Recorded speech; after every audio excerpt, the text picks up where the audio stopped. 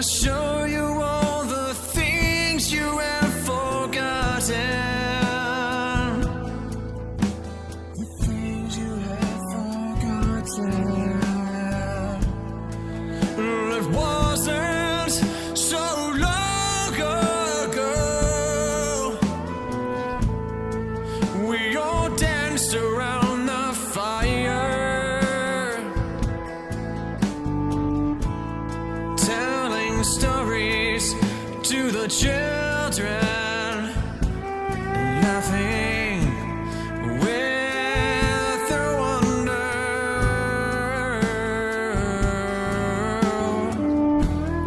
Mama rocks, remember who you are. Don't let them bring you down.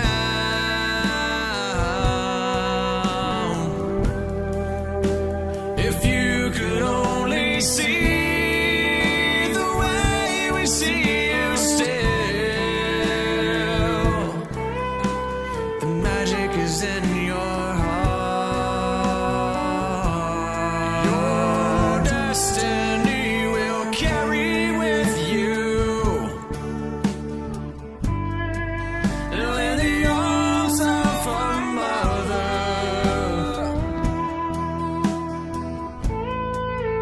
It's simple, don't you see? The question was always the answer.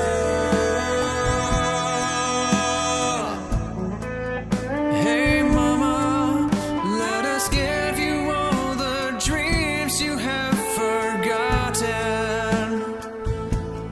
Lost amongst the memories of the things you desire. The power of a smile made stronger with your laughter, with your laughter, with your laughter. Mama rocks, remember who you are. Don't let them bring you down.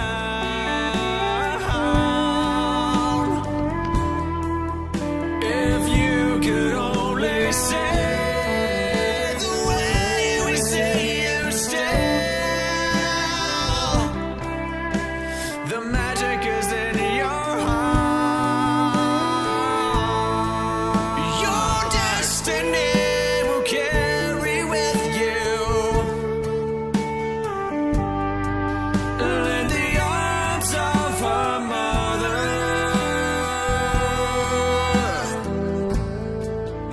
It's simple, don't you see? The question was always the answer.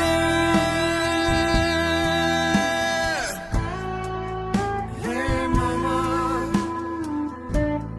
let us show you all the things.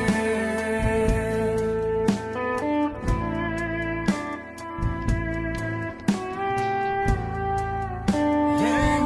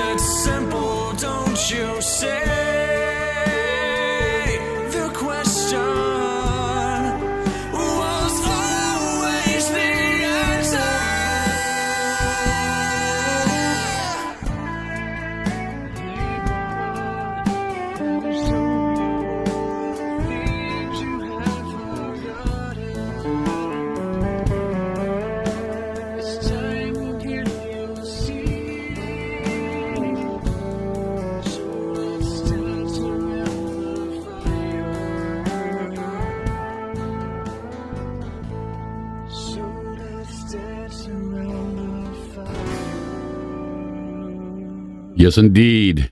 Let's dance around that fire. Welcome again to another episode of Dancing with Wolves. That track, again, was one that we released last year. Myself, Matt Brown, my son, Will Capel, Tom Hampton on slide guitar from Poco, Jeff Thal on drums. And it was dedicated and written around a friend of mine and my son's that we've known for many years, Roxana, who went through the tragedy of losing her daughter. Her daughter's name, by the way, was Destiny, and hence the line that I wrote regarding your destiny will carry with you in the arms of her mother.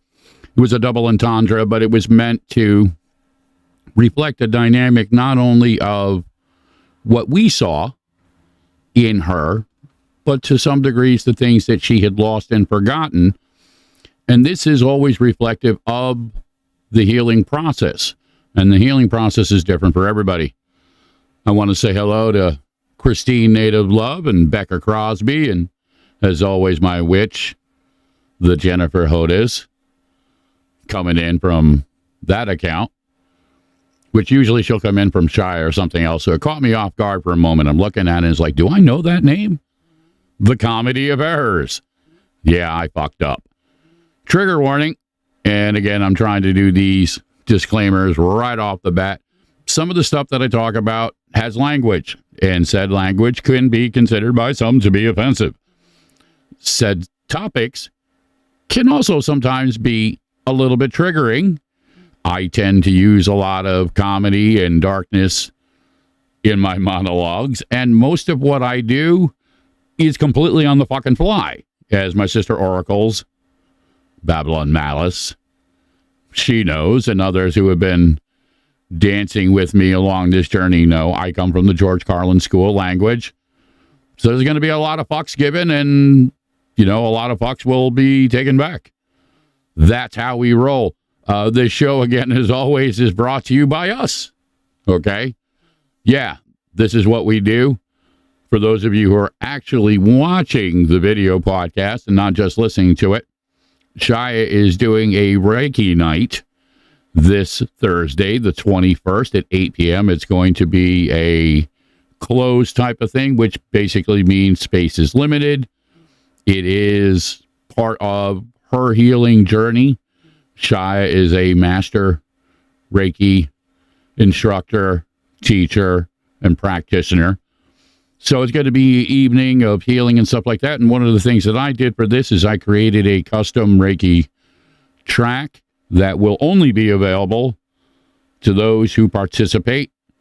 It's just one of those things.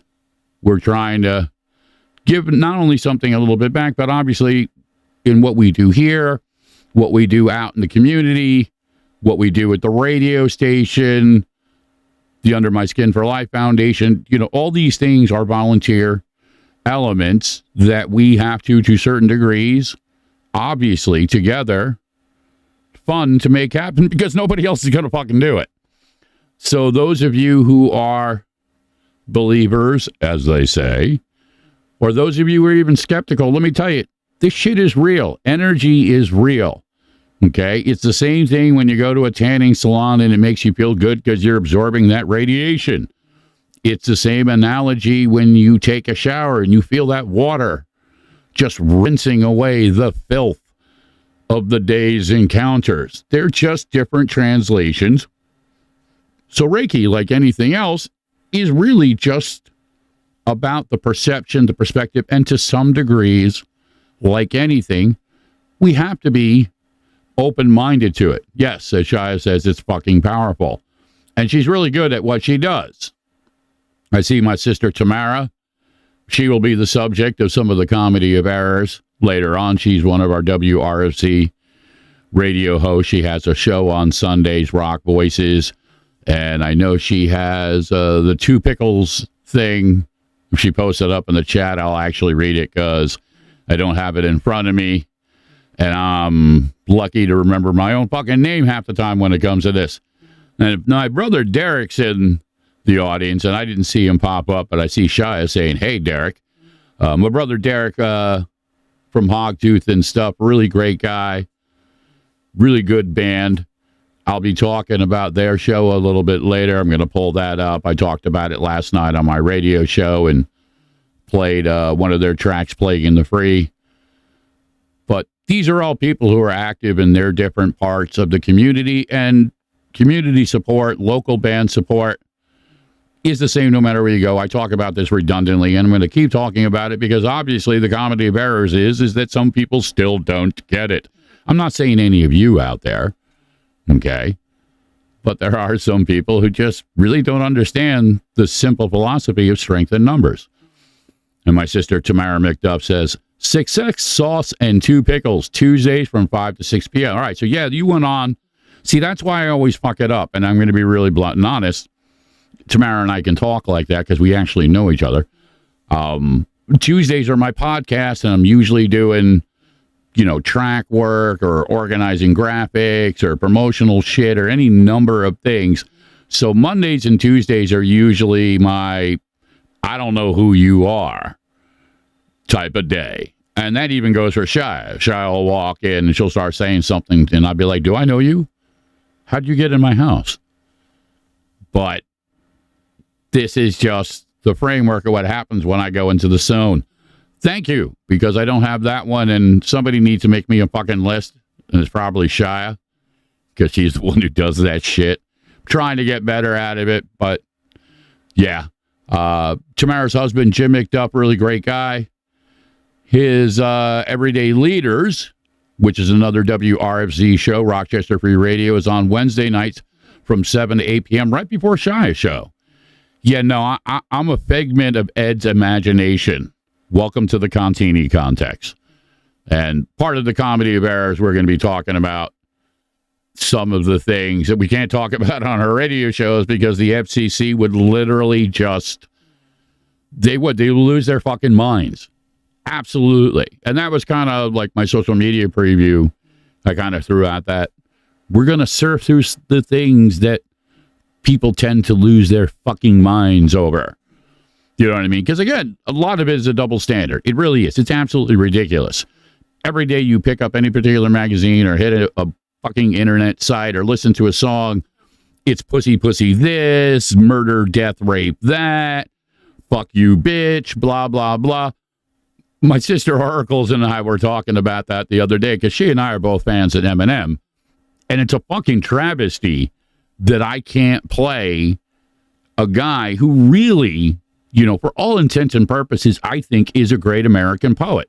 He has framed a dynamic that shows that music culture does not have to be limited, okay? And that's not to take away from anything. I'm not trying to appropriate anybody's shit, but if we're going to be honest about it, all music ties back to the beginning. All art ties back to the beginning. All language, literature, the words, the letters, all of it ties back. So we're just fucking deluding ourselves, creating these barriers that says that you're different, you're less than, or somehow, you know what I mean? These things really matter in the scheme of everyday life. And especially when you're talking about expressing dynamics of emotions, talking about experience.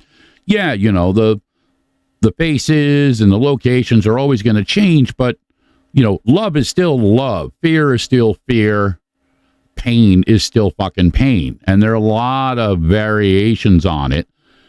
But the more that we rip down these old fucking bullshit constructs, the better off we're all going to be. Because guess what? None of them really give a fuck about us. I don't care what end of the political spectrum you're on.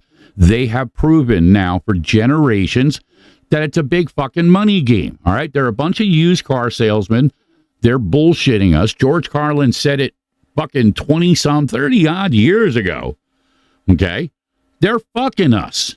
Okay? And they're getting rich off of it. They keep us divided. They keep us confused. They keep us distracted. And now they want to make the next generation even more fucking stupid. You know what I mean? Because guess what? That's how you control a population. Now, I'm not saying grab your pitchforks and torches and go burn the whole fucking thing down. But you also don't have to protect, you don't have to participate in certain elements. You can, in your own way, in your own place, you can say fuck you to the comedy of errors and say, listen, I'm going to walk my path in what works for me and obviously those around you.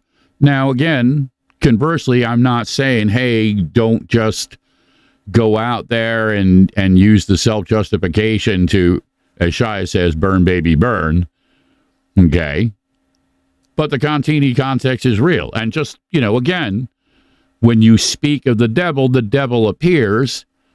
And Ed Contini.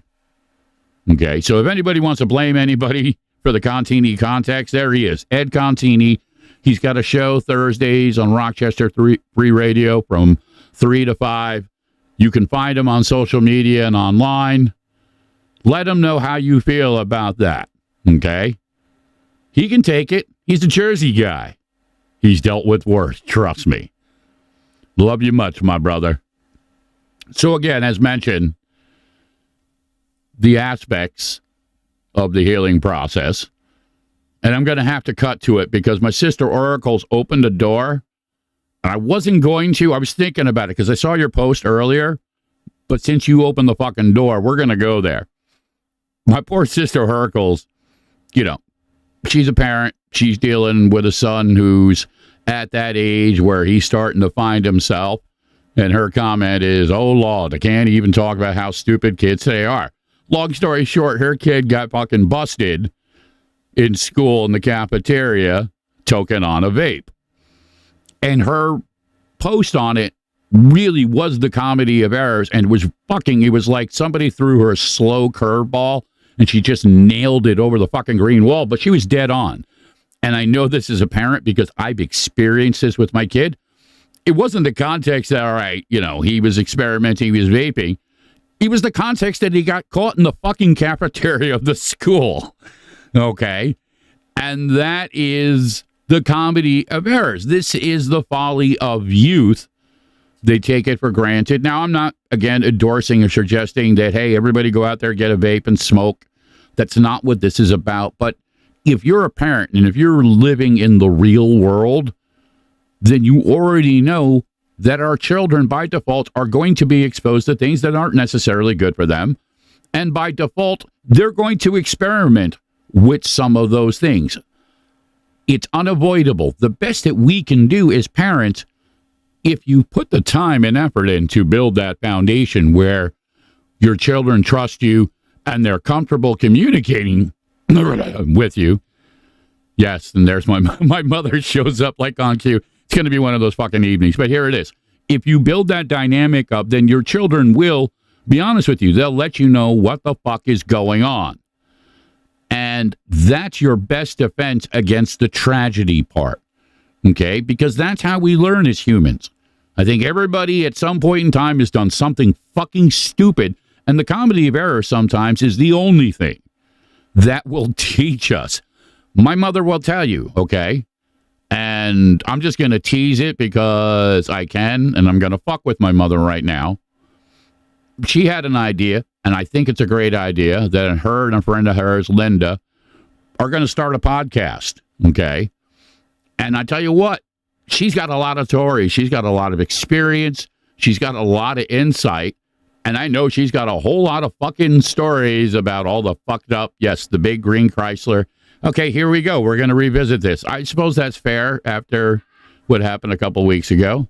You are my mother. You're entitled to this, so I'll let you play this card. But I will, as they say, emasculate myself on air for all to see, because I can do that.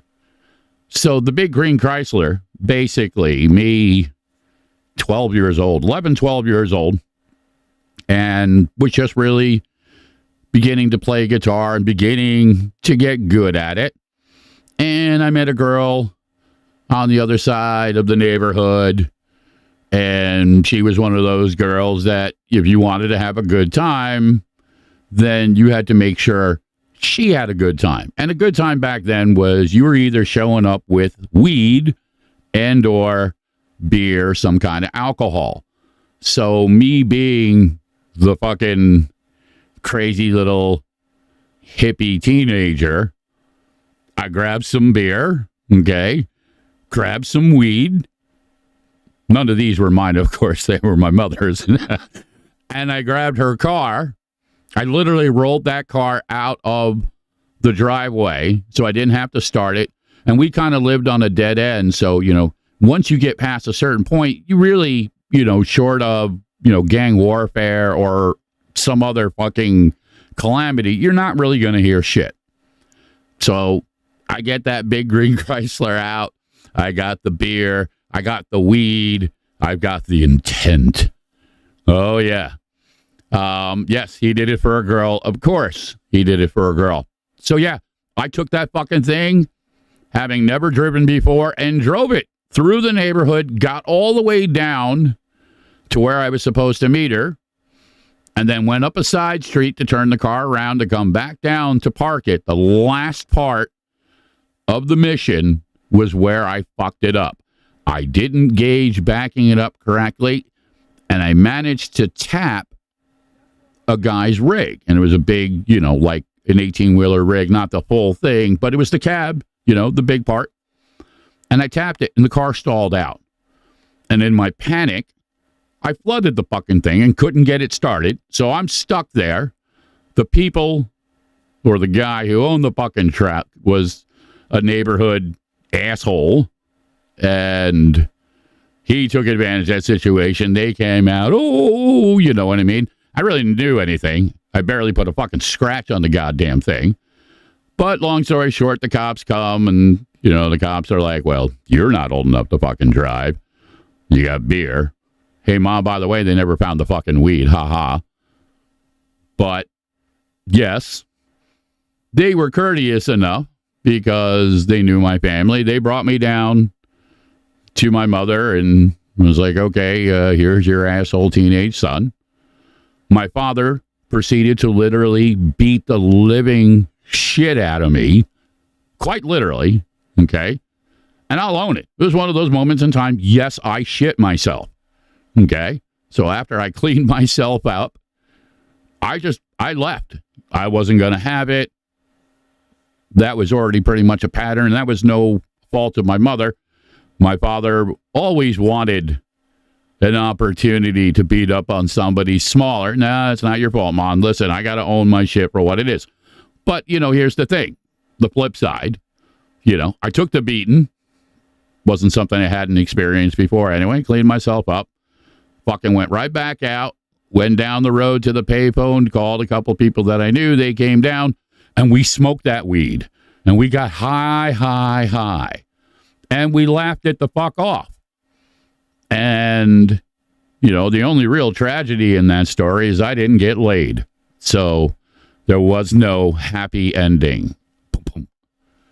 Yes, and that is the story of the green Chrysler.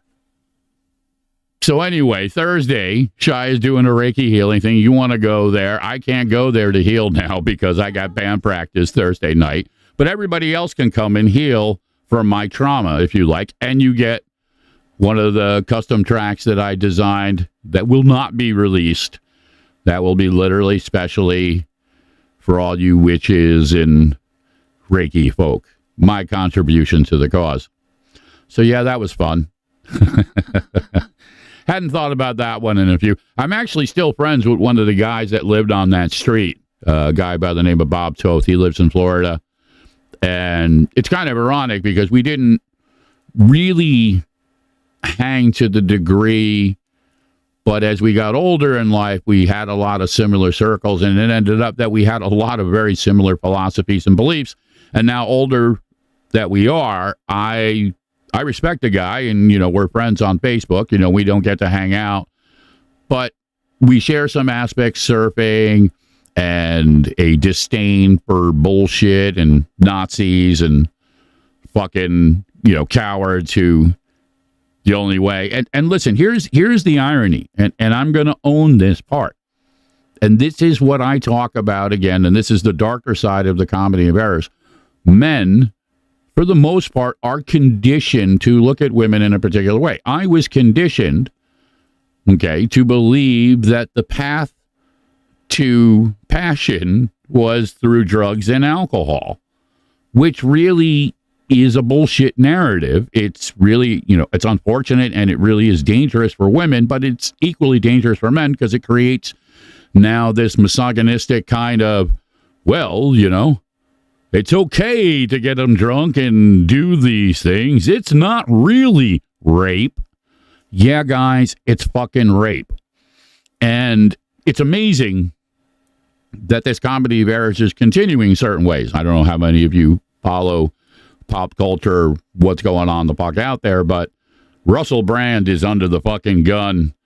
And if Brother Man even did half of what they're talking about, the ladies are going to take him out there and they're going to crucify him. They're going to take his dick and they're literally going to do a Colombian fucking necktie on him through his asshole back out through his throat. Okay? Women have had enough, all right? So for all you guys listening out there, don't fucking kid yourself. Don't think this shit's just going to go away. Don't think that Me Too now, it was just a fat. Bullshit. They're getting much more organized. They're getting much more, I guess you could say, back end support on things. Okay, the narrative is changing within our justice system. It's changing within how we even have the conversations. And as my mother says, no is no, even if you're fucking married. Yeah, that's another one of those great things. Well, she's my wife. So? But this is the toxic generational conditioning, and it can't just be women that are talking about it. It shouldn't just have to be that the only time we have this conversation is when somebody gets caught with their dick someplace it's not supposed to be, and everybody's like, oh, because he's famous, we would have. Of course, these guys, unfortunately, are more inclined to it, and, Louis C.K. at least owned it, and he was just like, listen, this is what I did. Nobody ever told me that it was wrong. Now, granted, I have a hard time believing that nobody ever told him it was wrong, but he didn't try and pretend it was something else, okay? Now, at some point, nature will balance these dynamics, and I keep trying to tell men that if we continue along this path, it's just going to get fucking worse. Okay? There's no reason old white guys should be running around telling women what to do with their vaginas. It's fucking outdated. It's ridiculous. Shut the fuck up, please. I don't care what end of the spectrum. It's not about morality. Everybody's entitled to their position. But you can't say in one instance that we're going to criminalize women for basic things like birth control, but you have repeat violent offenders. You know what I mean? You want to talk about a joke of a restraining order, the number of times that the system absolutely fails women, and there's so little resources out there for women, okay? So if you're caught in a situation, especially during the time period like my mother literally had to leave her whole life behind, her children behind, to get the fuck away because my father was a drunken asshole, okay? He was violent and he was abusive. And everybody around him knew it. His brothers knew it. His family knew it. His friends, his workers. But he's a good guy. He's just misunderstood. Bullshit. Okay? It's bullshit. And we got to call it out for what it is. So we're going to dance out into a little bit of music. And that's how it goes sometimes. These things tend to, as I've mentioned, happen organically. I don't really always plan them. I'll have a title. And yes, I don't even want to go down that rabbit hole. That's what I'm saying. I don't want to try and understand why pedophiles and rapists and you know what? No. I'm with George Carlin. I want to build a wall around Kansas. I want to stick them all in there and just let them fuck themselves up until there are none left. And then we can just bury it with some radioactive asphalt from fucking Florida. I don't give a fuck anymore. I'm tired. I'm tired of the bullshit. I'm tired of the rationale. I'm tired of the rhetoric. Don't get me wrong. I am not actively condoning taking a human life and steamrolling them with asphalt. There are better ways to handle it. Just saying. So real quick, I'm going to talk about a band that I am really been digging. I consider them friends, and I just got to do a little bit of this switch off stuff to turn off some of these things, these little technical nuances. But here we go. This is where I want it to go. Where did I want to go? Yes, here it is. These guys, Bonded by Darkness. Sometimes when people come into your life, and again, it's not always something you can understand in the moment. But I first heard their music, and again, it's like, this is really cool. This was something different.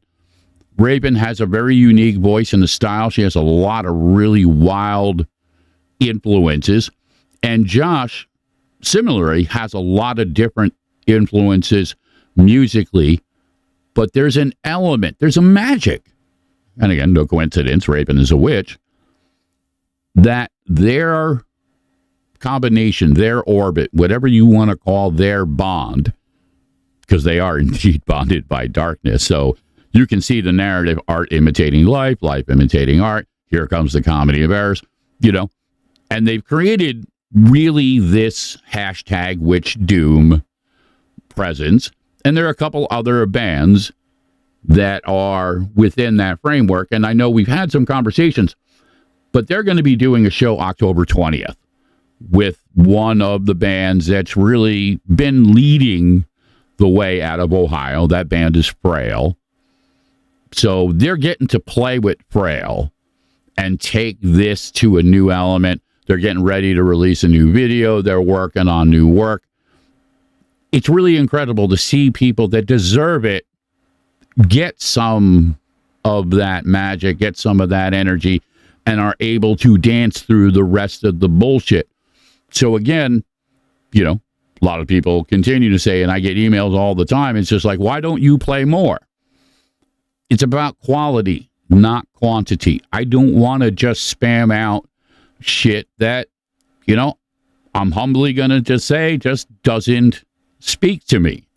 So the bands, the people, the music that speaks to me, that's what I'm going to keep pushing. I'm going to keep pushing bands like Bonded by Darkness, Frail, and a bunch of the others that you will continually see between my radio show and my podcast. And so it isn't just about my music. I do a lot of collaborative work with different people, and I'm really blessed, and I'm going to be able to continue to expand on that more.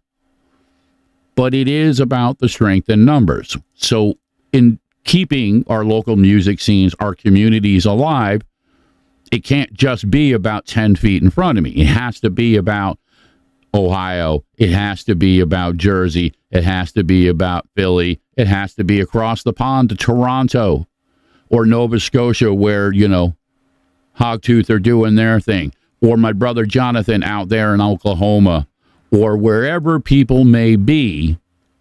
The song remains the same. I hope I don't get fucking sued for that, because I'm using it in a different narrative, okay? There was no flighty angel involved. We're talking about Bonded by Darkness, but Josh knows where I'm going with this, brother. Love you, man. He and I also share another magical dynamic. His son plays in the band with him. My son plays in the band with me. He gets it. He understands that type of bond. You can't buy that with money, okay? You can't bullshit your way through it, okay? You can't get it in a pill or hire a bunch of fucking shrinks and doctors. No. You have to invest in it, and you have to build it over fucking time. And we're talking over long periods of time. So I know in that dynamic, he's doing it right. So for the men out there that are living right, that are setting the example, I salute you. I say, guess what? These are the men that we should be using as role models, not these fucking Yahoo characters who can't keep their dicks in their pants or are just constantly off on some insane tangent. And I get it. We all get lost in the Contini context sometimes. But listen, if you don't have the fucking ability to understand the difference, then you shouldn't be out there. Okay? You really shouldn't. Just my opinion. So I'm going to pop out one of my favorite tracks from the Obsidian album. It's a little ditty called The Baron Encounter. I see my sexy sister Jessica Lynn in the house. See, I got a couple of good reasons to go to Wisconsin now. I got two really, really cool witches, oracles, and Jessica out there in that purple zone where light is day and green is red and nobody exactly knows what the fuck is going on. But I love you both, my sisters. You're both beautiful women. You're powerful women. And yes, that does terrify me. Not for the reasons you think, though. Listen, simple analogy. If you do the right thing happens. If you're real, you don't ever have to worry about fucking backing it up. And if you treat women correctly, okay, or at least make the honest effort to listen to them, because some women are different. They may say to you, no, I want you to pull my hair. I want you to stick your finger in my butt, or any number of analogies, and that's okay because not unlike a vampire, you've been invited into the booty, okay? That's the only time. That is the only fucking time. You don't just get to assume, and you surely don't just get to, oh, I'm sorry, my dick just fell in there. It doesn't work that way, okay? Sorry, nobody's buying it anymore. Nobody's fucking gonna subscribe to that bullshit anymore. And they're going to be some heavy dues, okay? Especially, these cats who've, made careers and a lot of money being, sexy and funny and irrelevant and all. Guess what? There's just more juice to squeeze from you to make your life fucking miserable. And I submit, they fucking deserve it, okay? Like I said, if even half of that shit is true, you're fucked, okay? Your fault, okay? You're going to have to own it, and it's going to be your mess to fucking clear up. So we're going to cut out to a quick track. Like I said, The Baron Encounter from Bonded by Darkness. And again, I want to shout out that show specifically. That is October 20th, okay? At a little place called The Foundry, and that's in Ohio. I know there's another band. I think it's GRVE, Groove. I don't know that band, and no disrespect to them. As far as I'm concerned, it's about Frail and Bonded by Darkness, because those are the bands that I know, and those are bands that I like. I'll check out the other band if I can find them. But October 20th, we're talking hashtag Witch Doom. Bonded by Darkness and Frail are going to be on the same fucking stage, okay? And that's a show. I'm going to be really blunt. It's in between our show on the 7th and the Rock and Oddities Con on the 28th, 29th. Shai and I are going to try and find a way if we can just somehow make it happen. We can't promise it. It's just fucking crazy, car and the world and everything that goes with it. But we are honestly going to try. And if we can't be there, we're still going to promote them. So sit back and enjoy The Baron Encounter, and then we'll be back.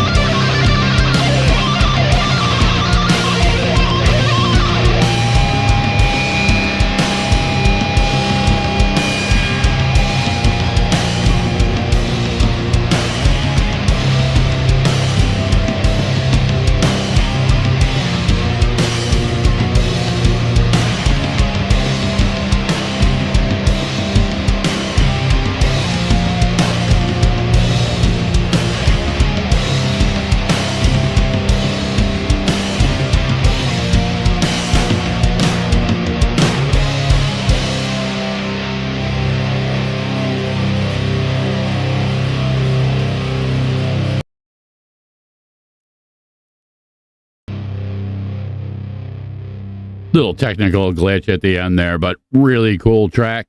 Christine, I agree with you. It is actually, I think, a very soothing song. It's got a nice framework that kind of has, to many degrees, a meditative element. Not all meditation is in this low vibe dynamic. There are many different levels of energy, and sometimes we need to tap into them for different reasons. So again, almost as if on cue, and I'm going to throw this up here, and I just got to kind of find it. Yeah, there we go.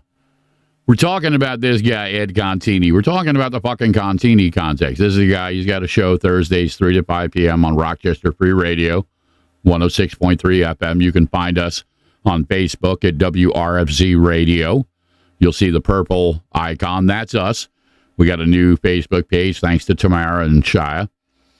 But one of the dynamics within the Contini context is the stuff that happens off the shows at Ed's house. And there are a cast of characters. Tamara's one of them, her husband Jim, Ed Contini, his wife Diane, Brian Judah, his wife Ativia, Amy from down the street, you got Danny, you got our brother Mark Tuland, and you got people that are just now really starting to come in from the outside, which I know Diane loves. Diane is all about people. She loves the dynamic. She loves the magic. But she's quite a terrifying woman, as Ed will tell her. Now, part of Ed's Contini context is many days it is a dance around the comedy of errors of where is Ed going to fuck up and how is Diane going to punish him for said fuck up. So he's constantly got this, where I got to be, what I got to do and stuff. So we're hanging around the garage. We're doing our thing. We're having some food. We're getting ready to do some music. And my sister Ativia, Brian's wife, her and Shia have been dancing in the realms of magic for many, many years. Ativia is really starting to embrace some of the darker elements. I think she's had enough, and rightfully so. She's taken her power back, and the women within our circle, all of them are taking their power back to different degrees and saying, you know what? We're going to live our lives the way we want to live them, not based on some bullshit fucking narrative. Beautifully enough, Brian, Ed, myself, we all support that dynamic, okay? We believe in that. So in that aspect, it's easy. But for us as men, it's also terrifying. So we're sitting there, we're hanging out, having some conversations. There's a little bit of football talk. There's a couple of them are in these fantasy football things. I don't do that, but I get it. People are into that. That's cool. I used to collect comic books. So there's some of that conversation going on, talking a little bit about food, talking a little bit about the radio station stuff.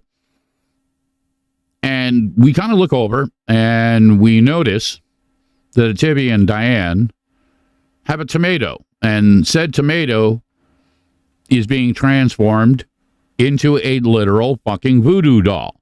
Arms, legs. They carved an ass crack in the tomato to give it a framework of sexuality. But it wasn't a female sexuality. We knew that. We could feel that. So Ed, first of us, he's just imagining all the horrors. He's just seeing every Bela Lugosi flick that he grew up on, and he knows this is going to go bad for him. So the conversation starts to slip, and more we're being drawn in to the witches and the cackling humor and the glee as they're crafting the Tomato Man. Tamara picks up on it. She starts getting in. So now you've got multiple women channeling all of that shit. And we as men, we're feeling the room get colder. We're recognizing that the Contini context is going to go sideways really soon.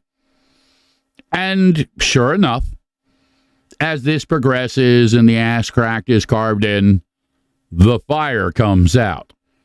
And Mr. Tomato Man was literally Wicker Man set up into the flame, and they joyfully watched as said Tomato Man burned.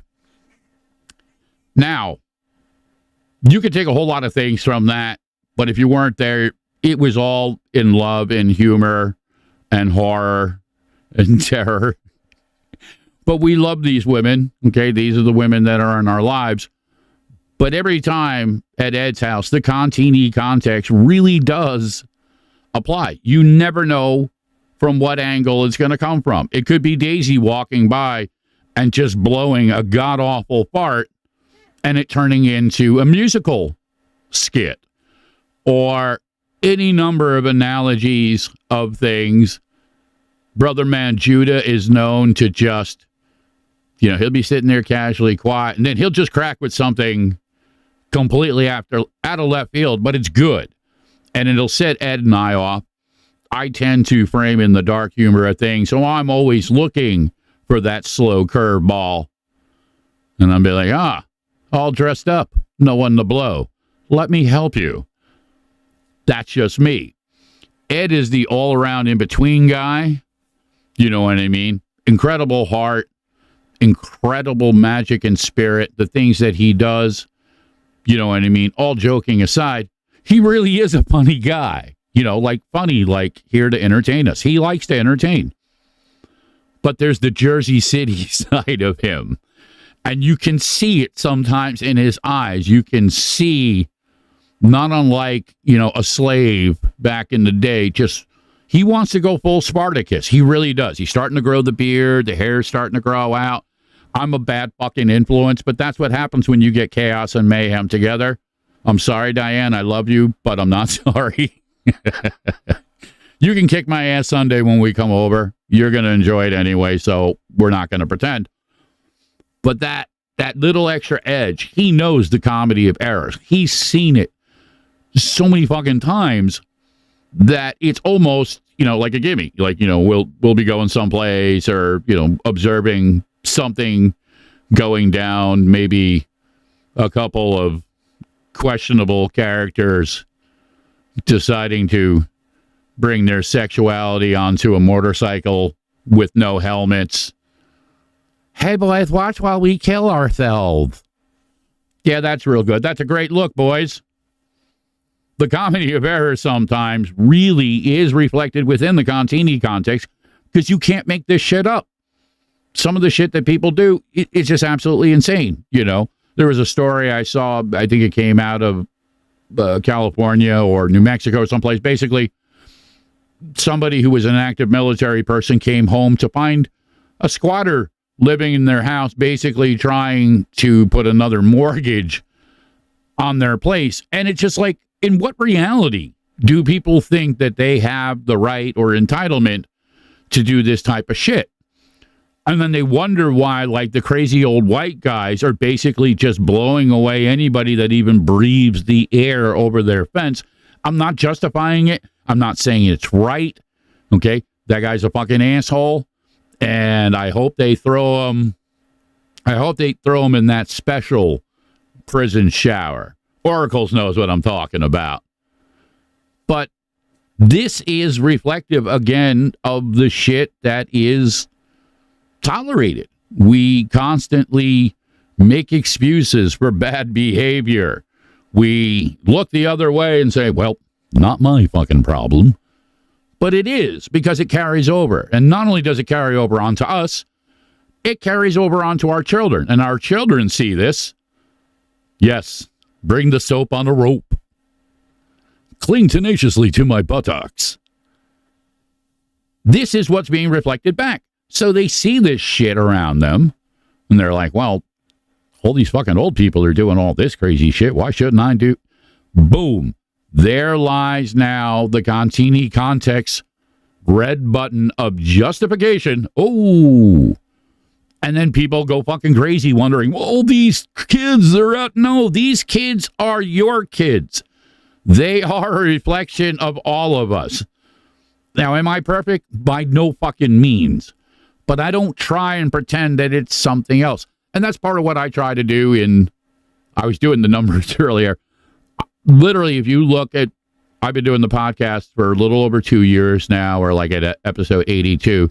So collectively, there's like almost a week and a half of me talking. Literally. You could go back through my whole podcast and literally melt your fucking brain and disappear into the Contini context. Now, granted, there's some music and distraction and some other things along the way, and I've brought people on, like my sister Diana and, others, to talk about their stories, because it can't just be me. I had oracles on, and we talked about some stuff, and we went sideways and had some fun with it, but we need to have these conversations. We need to bring the comedy of errors to light. It's the only fucking hope we got. Otherwise, we're going to end up with the shit sandwich, and everybody's going to have to take a bite. And I tell you now, people don't enjoy it now. It's only going to get worse if we don't change it. Now, again, this isn't to say, hey, everybody go wave your magic wands and, do the impossible, but do the little things that you can, okay?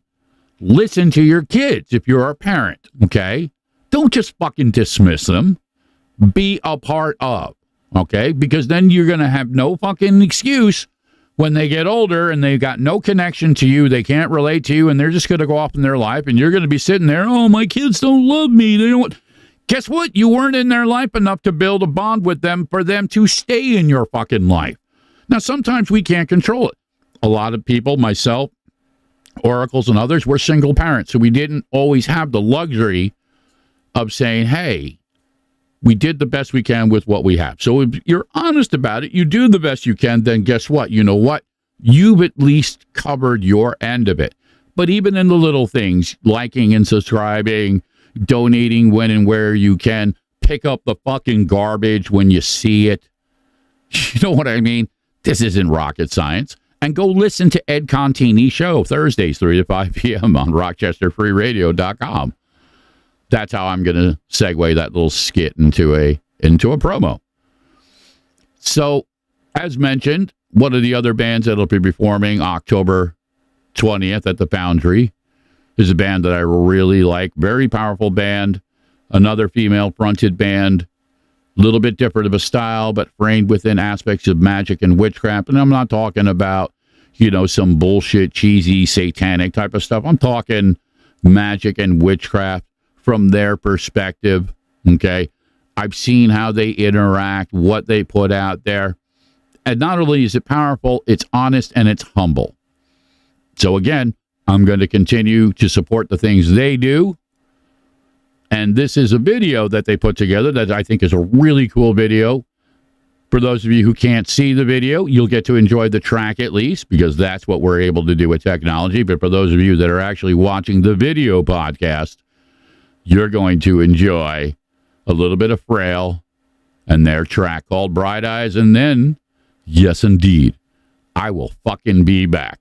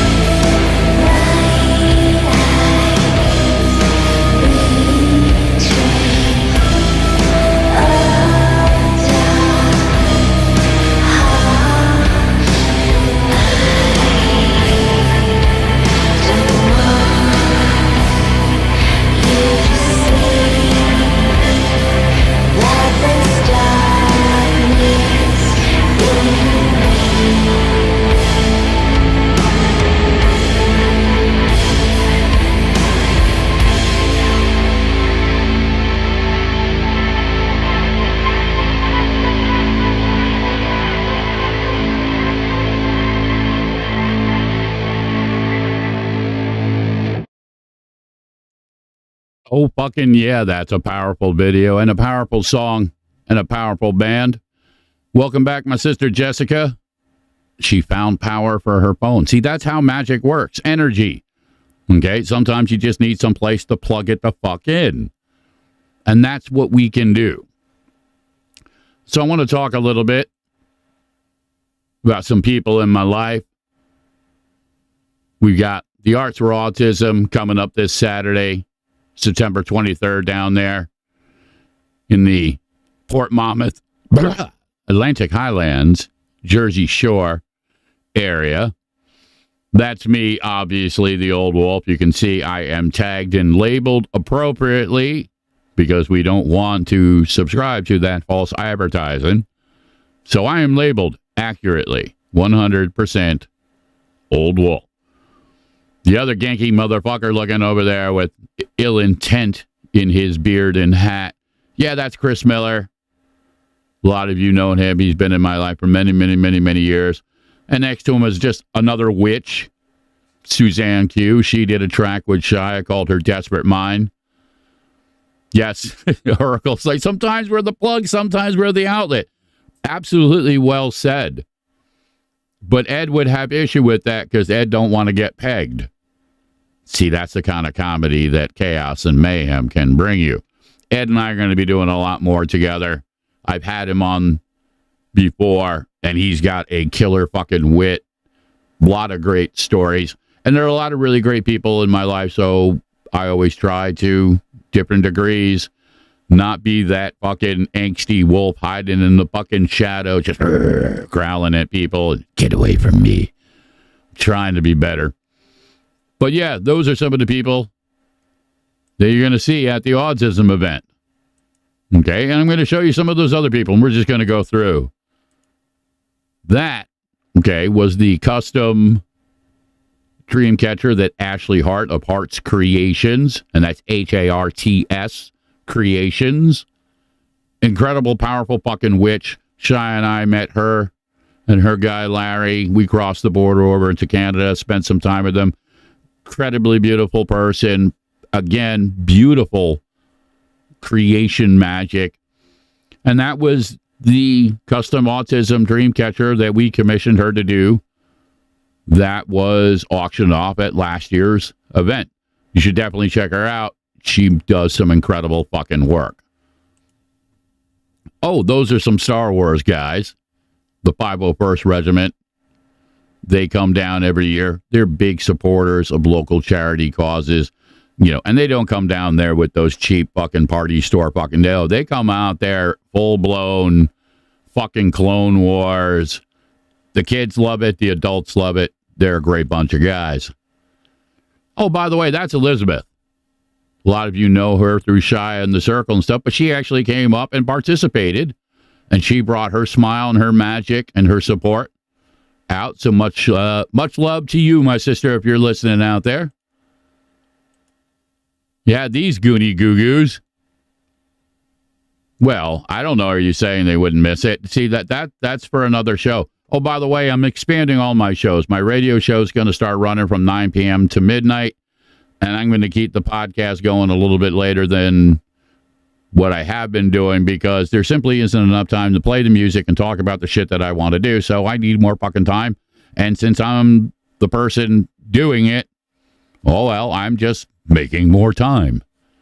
But those goony goo-goos, yeah, Danny Watts, Wayne Stoll, a couple of great guys from Virginia.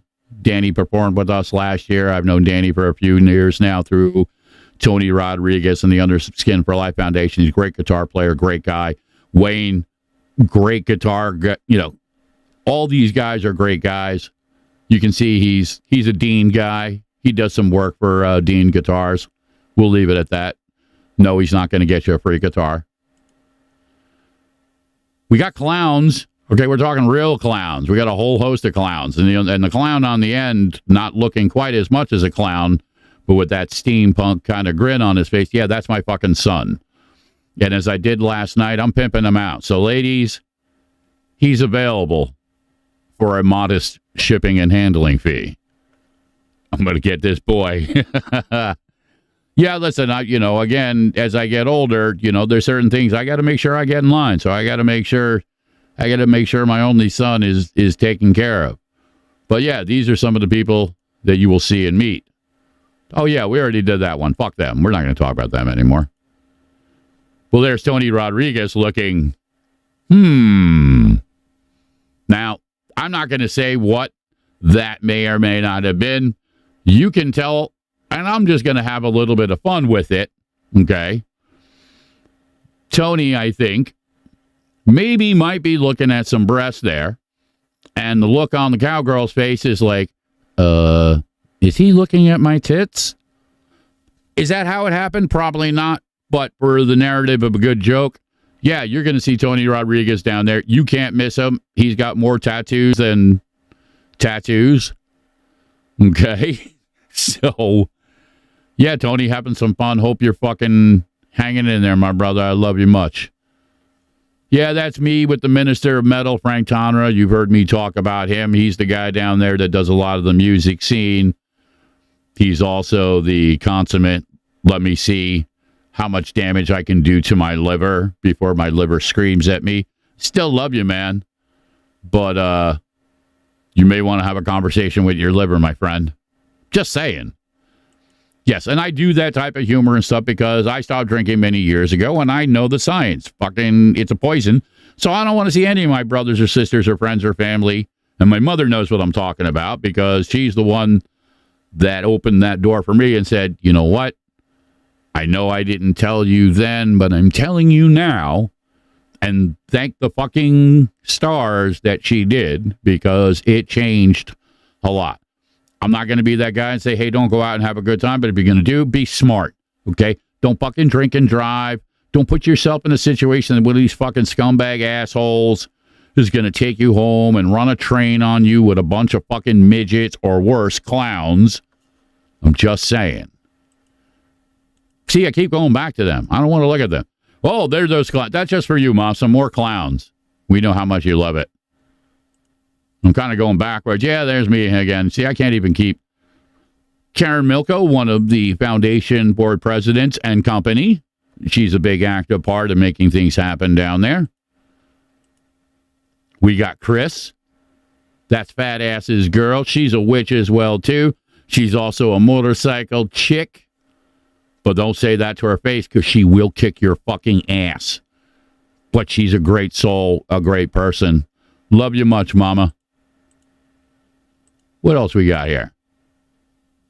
Well, that was weird. That one didn't want to pop up. Well, there's that fat ass again. I'm looking all, hey, yes, we can be friends. Come hang out with me here in the parking lot. Another great guy. Another big part of why the foundation works.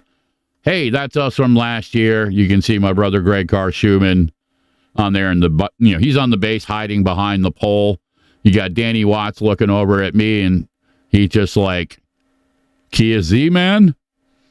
And I'm just in my fucking zone. And you got Randy up there with the headphones. That's Jeanette and Greg's little guy who, despite being on the spectrum, is an incredibly talented individual. And I say this because I have a hard time. We're too quick to want to classify people. We want to throw, boom. We want to throw a label on them and stuff. And just because they act differently, maybe they think differently, maybe they process differently, doesn't make them less than. Okay? It really doesn't. Autism is not a bad word. Many people are neurodivergent. They have different ways of processing. This is the human condition. We're just too comfortable with, well, this is inconvenient, so let's throw some drugs at them, or let's throw them in a room and stick electrodes to them and see what happens. Let me tell you, some of the horrible shit, the comedy of errors sometimes is an absolute fucking nightmare when people are quote-unquote different, trying to fit in to this one-dimensional insanity illusion. And it cuts across the spectrum. It isn't just about that. It's about sexuality. All right? It's about race. You know what I mean? You want to talk about fucking stupid. Again, within the simple narrative of a species, it doesn't matter what color your skin is, because when you are cut into, you still bleed, your heart, your liver, your muscles, your tendons, all that shit is exactly the fucking same. So you know what the difference is? It's a fucking costume. It's a wrapper. We are the same fucking candy bar inside. But not unlike almond joy and mounds, some of us have nuts, some of us don't. Some of us desperately want to have nuts, and some of us really don't want said nuts, so we'll identify as a mounds. And then some of you have to come out of left field and just be like, I want to identify as a Kit Kat. You know what? So fucking be it. Yeah. What else can you say? Hey, there's a little bit more of us performing. We'll skip past that. Oh, wow, there's still more of us. How many did I put fucking in here? Again, framework of the crazy Chris Miller with his tongue out. Now, again, if I'm going to do some inappropriate humor, and if he's listening out there, if Susie's listening out there, we all know that really was just us capturing the moment of him practicing the duties that he must perform on Susie. So that tongue must be worked out literally on an hour-to-hour basis. Because if he doesn't, she's going to fuck him up. She's got real magic, that girl, and she's got dark magic, too. So she'll put some voodoo shit on him so he knows better. Everywhere he goes, that fucking tongue is out. He's ready to get down and lick that booty in a heartbeat. And he will. It doesn't matter where you are. You could be in the middle of fucking Burger King. She'll give him that look, and she'll be like, it is time to service me. Homeboy's going to go down. He's going to get in there. Because that's the kind of guy he is. And because I love him and I've known him so long, I can make fun of him. I don't do that often enough, and I think I need to do that more. So, yes, that was that. So when we're talking about them, and that's her, and you can see the look, the incredulous look, because guess what? His tongue's not out. Okay? And I realize it too. Now, you know goddamn well my tongue ain't coming out. All right? That shit ain't happening. I'm a fucking wolf. Fuck you. But for other people, now again, that's an inside running joke because Cheyenne knows. And we'll just leave it at that. So let's get back down to, this is actually what I wanted. The Arts for Autism show, September 23rd. That's this Saturday down in Port Monmouth at the VFW Post 2179. It's been going on for years. Really cool place. Going to be a lot of bands, personalities, wrestlers. Tony Rodriguez, who started the foundation, head of our foundation. His band Broken Past is going to be playing Meadowland, Purgatory, Black Rose Rebellion, Spawn Ranch, whole bunch of others. I know there's been a couple of adjustments to, the bill, as they say. I can't keep up with it. So there's going to be a great time. It's a free show. There'll be food. There'll be vendors. There'll be all kinds of groovy shit. So if you're down in the area, go down there and have a good time. Now, my cat's running around like an absolute fucking lunatic, which means he probably did something fucked up, and the boys are chasing him upstairs. So said cat fucked up. But I have to be careful. Arena has informed me that I am not allowed to make bad cat jokes. She's a cat person. Shy is a cat person. It seems everybody fucking around me are cat people. So I got to keep the wolf locked up when it comes to pussy. Take that for whatever that's worth. Another show that's coming up and I wanted to talk about, October 28th, 29th. You want to talk about an off-the-hook fucking weekend coming up, a Halloween weekend filled with everything from witches and snake charmers, belly dancers, fucking bands, food, paranormal, ghost hunters, X-Files, you fucking name it. Okay? This is going to be the weekend in Saratoga Springs. So if you got nothing to do and you really want to have a fucking wild time for Halloween weekend with a bunch of really cool people and bands and stuff, Shy and I are going to be there. There's going to be a lot of witches there. I'm going to be doing a little bit more, couple of interviews and, specific stuff regarding that event coming up. My sister Jem is the one who's putting that whole thing together. She's fucking magical. She's a little crazy, but she's crazy in that good way. You know what I mean? So we support her. We're doing our part. And this is what I talk about when I talk about strength in numbers. We have to do these things because nobody else is going to fucking do them. If you want to find out more, you can go online to Facebook, social media. Just look up the Rockin' Oddities Convention, Saratoga Springs, or go to rockodditiescon.com. Now, Jonathan always, and he did this to me last time, are there any other kind of snake charmers? No, okay? There will be no crack horse for you, man. Listen, you are on a diet. I told you it's not good for you, okay? And as your brother, I got to look out for you, okay? By the way, here's another one that's available, ladies. Please, somebody, for the fucking love of Christ, take this guy, wrap him up between your legs, and swallow him, okay? He's an all-purpose type of guy. He can do a lot of things. He can cook. He can clean. I can't speak to anything else because I don't want to cross over into that. But I'm sure he's willing to have that conversation. And all joking aside, he's a really good guy. He has a deep understanding not only of magic, but of the human condition. And he's one of the people that has for a long time and continues to be an active supporter. He's also a guy that I do music with. He and I are getting ready to release a ritual track that he's actually doing the ritual part. I'm doing the music part because we believe that these things are important. So not everything I do, as Tamara would like you to believe, is metal. My mother raised me on a lot of different other things. So sometimes it'll be a classical aspect. It'll be a acoustic folk dynamic. It might be some jazz. It might be some blues. Last night I was fucking grooving on some Sly and the Family Stone and Gnarls Barkley, and because I'm crazy. So I love many, many, many different types of music from many different genres, from many different time periods. But this is going to be a kick-ass show. This is going to be a great fucking weekend. And let me tell you, when you want to talk about dollars of donuts here, for what it costs just to see one band, to get a whole fucking weekend, okay, for what Jem is looking for this show, it's not much, okay? It really isn't. So we're inviting everybody. We're saying, hey, come on down. You know what I mean? And if a bunch of people want to do it, kind of like what we did last year for the autism event, reach out to Shia. We'll get a big, giant fucking Airbnb, and we'll turn it into a fucking Animal House kind of weekend. Now, I'm not saying toga party. I'm not saying anybody's going to cover themselves in mustard or any of that type of shit. But, you know, I know my witch tends to be more fucking gregarious than I am.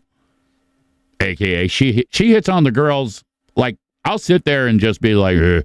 And she'll be like, damn, look at that ass. I'm like, really? She goes, yeah. Because she's that kind of witch. She appreciates it. She loves it for what it is. Now, you know, she's not out there swinging on a goddamn stripper pole looking for dollar bills in her ass. Oracles is like, witches don't wear togas. Yeah, I know. Witches don't wear anything. That's the problem. You get a bunch of witches together. They're all dancing around naked. In this particular environment, that's just an open invitation for a wolf to get fucking canceled. So I humbly am just like, nah, I'm gonna go hang in the corner and play my guitar because I don't want to get in trouble. I'm trying to be better. It's just me. I'm just obscene. You know what I'm saying? The FCC just won't let me be. They can't get me here because all my witches will protect me. So yeah, a lot of really cool stuff coming on. I'm going to talk about the October 7th show in a little bit, but I'm going to cut to a track from one of the guys that's involved with the Rockin' Oddities convention. And Ralph, brother, if you're listening out there, this one is for you. And it's a band called The Tradition. You got a combination, and I like the older dude, younger dude kind of vibe. Hey, you know what I mean? Strength in numbers. So here's a quick track for you to enjoy, and then I will dance on back.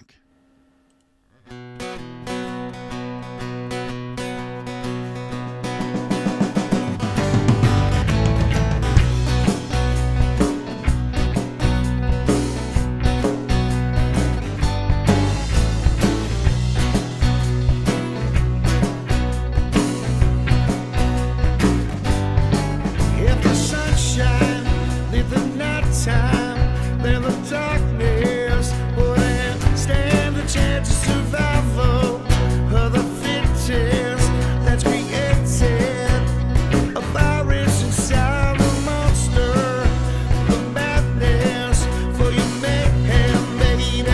Made you feel right, made you feel right, made you feel right, made you feel right. Ooh.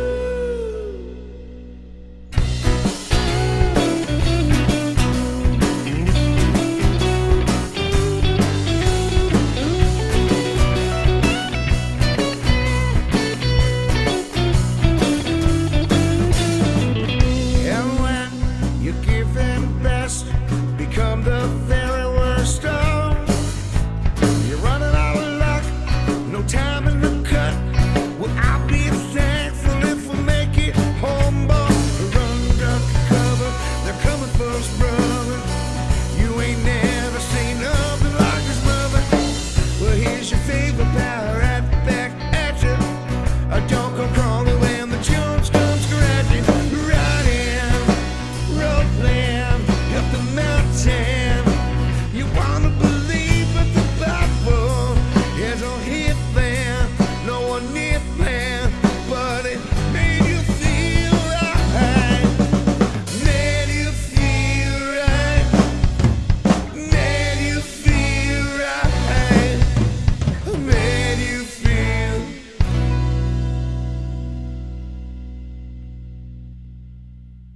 Yes, and as Christine Native Love said, he does. He's got a nice common voice. He can do some growlier rock and roll. I've been playing a couple different tracks.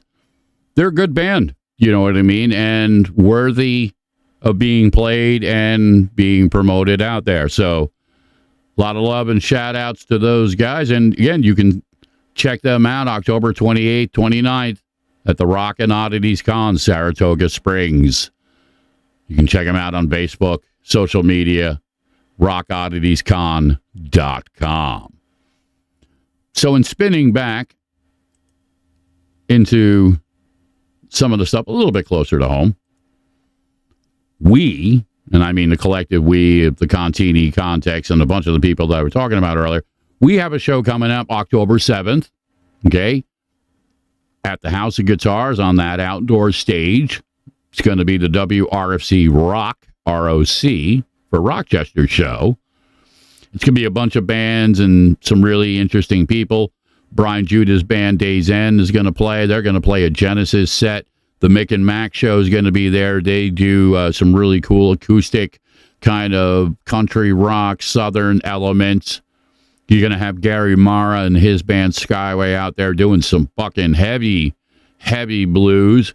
You're going to have Hayla Huff going out there and doing her original acoustic music, singer-songwriter. And you're going to have a band called Hollowell, a three-piece, really powerful rock band. And I'm going to play one of their newer tracks a little bit later. You're also going to have Diana Nativia, a.k.a. Lillian, known as Emporium, bringing out some of their magic stuff. You're going to have author and artist Danny H., and she's another one of our inner circle. She's going to be bringing out some of her crazy shit. Tamara's got some friends who are part of a memorial for the unfortunate folks, victims of overdose, opiate scenarios and stuff, which I think is an important thing. We need to talk about it more. We're losing too many good people because the narrative is, you know, hey, self-medication, here you go. You kind of framed in what I was talking a little bit about the alcohol. It's not always a little pill that Alice gave you. Sometimes it's a bottle that the NFL sold you. Just saying. But that show, again, October 7th, is also going to feature a house band. And that house band is going to have people like Brian Masla and Brian Judah, the aforementioned Chaos of Ed Contini, Mark Tulin on drums, really good friend, great guy, great drummer. You got Steve Litvak, who's another one of the WRC radio DJs who's going to play out, come do a little bit of guitar with us. My son, Will Capel, he's going to come out He's going to play with us. Greg Schumann, my brother from down in Jersey. I almost said fucking Germany. He's not from Germany. He's from Jersey. Another Jersey guy. And then me, Francis Oldwolf Capel. Yes, I'm a Francis. And I wear it proudly. Okay, just who I am.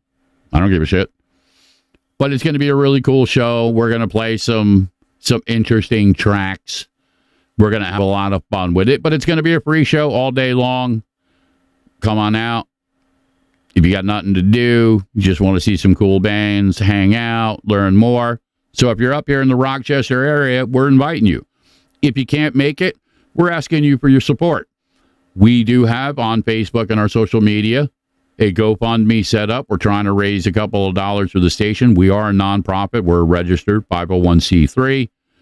And we don't do the commercial bullshit. We play the things we want to play. For the most part, we say what we want to say, except minus the fucks and the shits and anything else that the FCC is like, we don't want to hear that. But, hey, we're doing our part. And this is how we're able to do things like free shows. And we got a lot of stuff coming up for 2024. We're also supporting the Rock and Oddities Con. So this is how we bring music from different areas, from across the lake, from Ohio, from Brooklyn. My brother P. Palace and his band Annika, they're going to be at the Rock Oddities Con. I've been playing a lot of them because they're a great fucking band. And I'm going to keep playing them. They got some new music coming out that will get out here when it gets released. But these are the things that we're doing. So I'm going to cut to two tracks. One, is a track by Hollowell called Brainwave. And the other is the rough, and we'll just call it the developmental track now for something that myself and Greg Schumann have been working on. It's a little bit of a different approach. It's got a little bit of a heavier rock vibe to it, but it's also got some interesting aspects to it. And Greg is really a gifted storyteller, not in just his singing, but in the way that he writes. And the running joke is this is a song that he and I have been working on for probably almost 30 years, and it's finally come to fucking life. So this is a working, again, production track.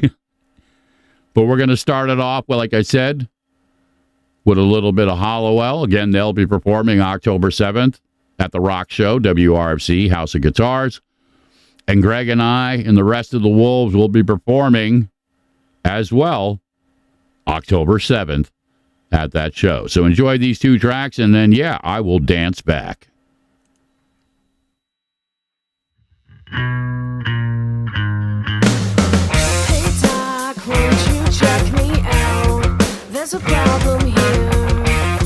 It's been going on for some time now. I like the pain down deep inside, but it's found a way into my mind. And all of these easy to get pills will destroy me from the inside out. Check my brain.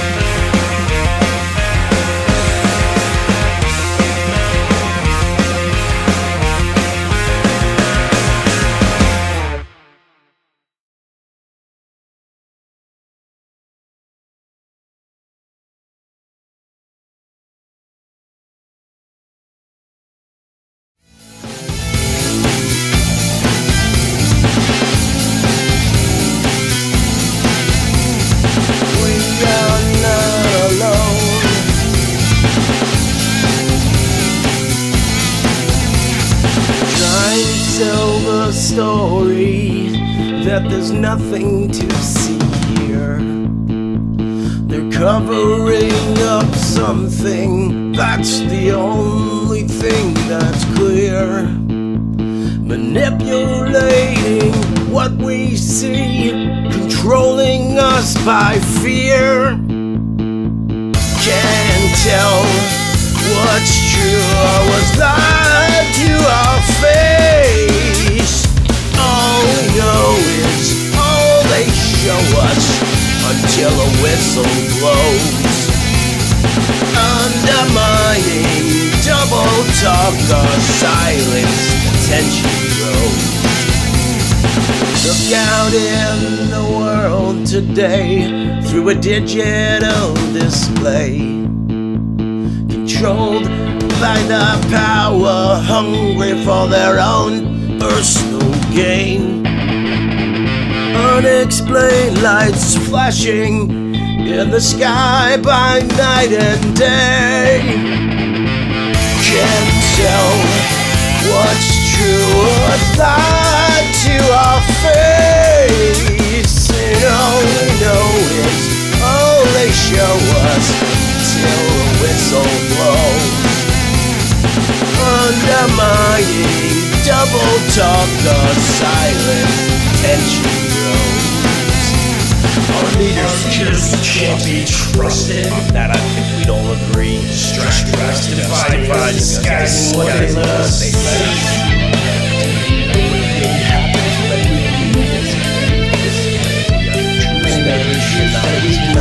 Proverbial, ethereal, all elusive. They are not a delusion. There's corruption, collusion. It's all conspiracy. We, the people, can't handle the truth. It's top secret, and they'll never tell us that we are not alone. Can't tell what's true, what's lied to our face. All we know is all they show us until the whistle blows. Undermining, double talk or silence, tension grows. Lies right to our face, lies to our face, till the whistle blows. All we know is So yes, the irony, as Christine says, more people should listen to the words as it speaks volumes. Thank you very much for that. The only problem is we haven't released that song. This is really the first time that I have put it out there in any shape or form. It's something that Greg and I have been working on. This is the first real production incarnation of the frame of the song. There are going to be little subtleties of changes with some of the guitars, some degrees, obviously, in how Greg is going to sing certain parts.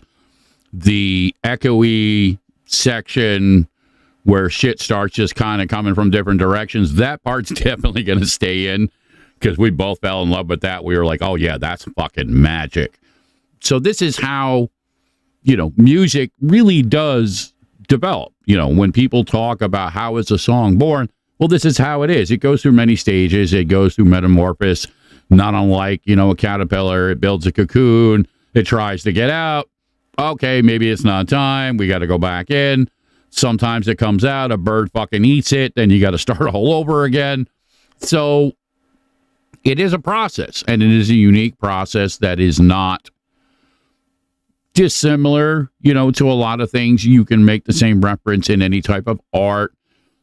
Ed will testify to the dynamic because he's also a writer and actor. that, stories, and especially how stories are told, will vary as the process moves along. But they're all, again, reflective of the unique perspective. And then what somebody takes from it, and, hopefully, and I got to tell you, thank you so much for that, because that is the hope that Greg and I have, is that it will speak. It will give people, at least, if nothing else, a glimpse at a different perspective. Doesn't mean you got to buy into it. You want to live on the flat earth? That's cool. Everybody's entitled to it. Just don't try and shove it down my throat, okay? Because I'm not buying into it. I'll respect your right, but there has to be the equal law of exchange in this. We have to have balance. Chaos and mayhem are good. That's what Ed and I do. But chaos and mayhem are also reflective of balance, because if it becomes too one-dimensional, if it becomes stale, it has no flavor, it has no life. What the fuck are we doing it for? Okay, there it is. Quality of life. Why the fuck do we go through all the things that we go through? This comedy of errors, if not to grasp, to desperately embrace the things that make us feel good. And that's why people go sideways with it. I think Christina had made a comment earlier. We are all sexual beings. It's just in our nature. Yeah. But that still seems to fuck let me rephrase this. It fucks up the overwhelming majority of people, because we get stuck in these bullshit frameworks, either of morality or of aspects which really shouldn't be in play. But as mentioned, like consent, like no means no. Okay, no is not one of those words that's ambiguous that you can just be like, well, no. No means fucking no, man. So some of it is warped, but some of it's also conditioned. Women, unfortunately, are taught that to express sexuality makes them a whore, makes them easy, makes them all these negative things. And all that is just a bullshit narrative that guys threw out there to control women, because we don't like sharing our toys. So we want to go stick our dick in everything that moves. Oh, well, God forbid, if you should open your legs, you're a whore. It's bullshit. It's control. It's an old illusion. And it really doesn't work. Women they're not only smart, okay, much more smarter than we give them credit for, but they've reached a level, and let's just say it is the proverbial straw that fucked the camel in its ass, okay? The point of no return is upon us. The Contini context will apply, okay? And this is what it is. So you either embrace it, or you're going to go the way of the 8 tracks and the blockbusters. You're going to be fucking forgotten. Or worse, you're going to end up a fucking meme. You know what I mean? Don't be that guy. Who the fuck wants to end up and be that meme? Okay? I'm just saying it doesn't have to be this way. But also in the narrative of how we use language.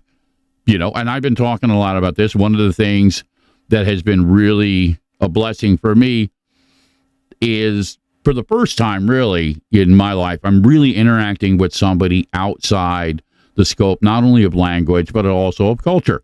And I've mentioned Arena, a few times. She is the inspiration for another track that will be released soon called 8 of Swords.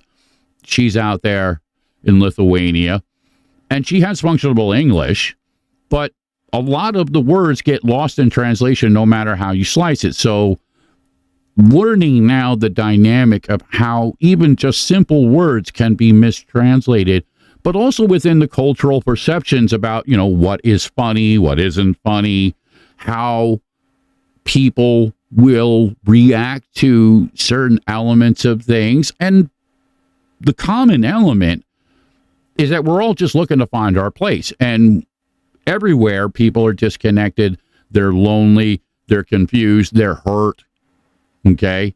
She suffered through some shit, and I'm not going to get into her baggage and stuff like that, but she fought through it. She made it a point that despite all the other bullshit, that she wasn't going to give up. And that was inspiring. And it's important to vocalize it, because, you know what I mean? She's not like, Alanis Morissette or, any number of named people. She's just a girl from somewhere on the other side of the fucking planet, just trying to find her way to survive. You know what I mean? But it's important. She's important.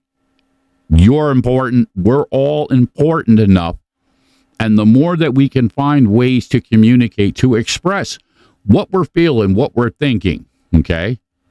That's how we prevent the comedy of errors on the darker side, is if we talk about it and we engage about it before we fuck up, before we do things out of desperation, like self-medicate ourselves or cut ourselves, or worse, kill ourselves, or slide into any other number of just abusive, self-abusive types of cycles. Gambling is another great example. Some people will turn to food. Some people turn to anger. Some people turn to sex.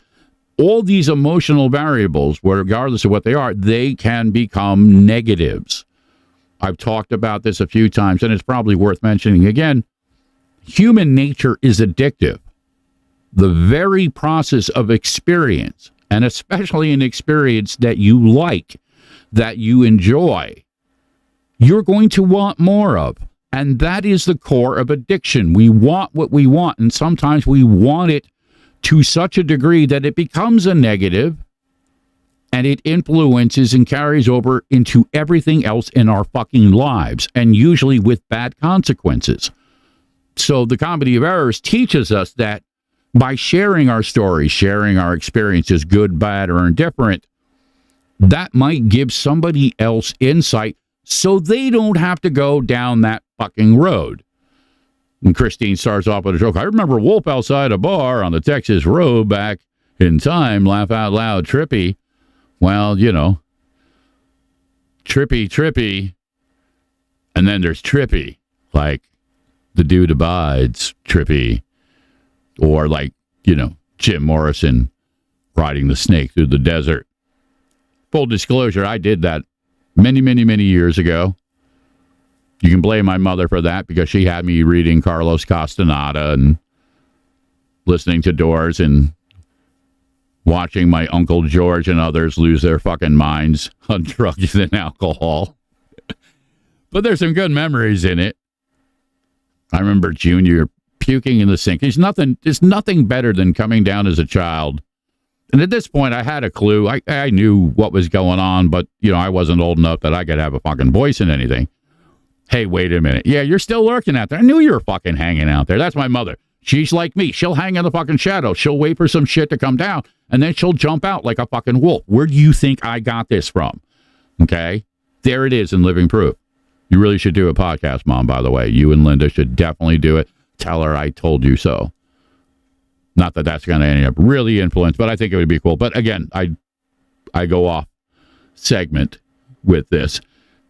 These things are not, again, always reflective of a bad thing. Now, you could make a case and say, well, a young child shouldn't be exposed to that type of thing. Yeah, but to some degree, seeing these guys, puking on themselves and, Junior passed out in our fucking kitchen sink. And the point I was trying to get to me before I get distracted by my mother, go on, Ma, was that it was this really cool feeling. And I'm going to have to say that I guess it was kind of a, the kind of like, ha, fuck you type of thing, coming down and finding him all fucked up in the sink and just thinking in my brain, just what an asshole he looked like. And, as a kid, it was just like, ha, you're not so cool now, are you? You know what I mean? Send me to bed. You don't even know your fucking name. You can't walk. You probably shit yourself. So, yeah, I took a little bit of pleasure in that dynamic, watching them have to flounder around with their hangovers. My mother was always very gracious, though. She wasn't afraid to deal with things up front, even though my father was just a coward and a fucking idiot. Listen, true stories. Most of the conflict dynamics that happened within my family in the younger years, especially when it came to dealing with certain situations, was handled by my mother because my father was a coward. My father only had fucking courage when he was drunk, and said courage only applied to like women and children that he could beat up on that were smaller to him. I kicked his ass by 13, 14 years old. My brother Al beat me. He did it at like 13. You know what I mean? So it was one of those systemic patterns until, you fucking prove that, somebody's going to fucking try and bully on you. Yeah, guess what?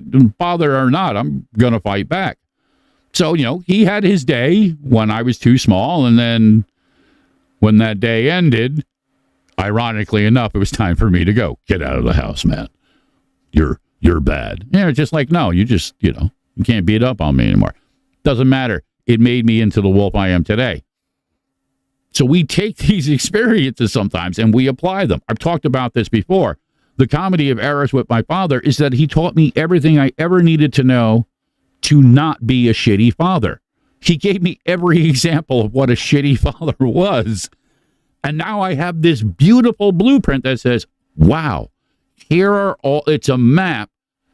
And for those of you who play D&D or any type of online role-playing games, you just got the golden fucking map with all the traps and the monsters, and here's where all the fucking treasure is. And you can just fucking hopscotch your way through Whistling Dixie without having to deal with any bullshit. Did I have my own issues and things that I had dealt with? Yeah, absolutely sure. I joke about it to put it into a little bit different of a framework. But ultimately, that comedy of errors was a gift. I didn't realize it until later on. It was the same narrative I had with my mother. My mother and I conflicted because I was like her. I was out of fucking control.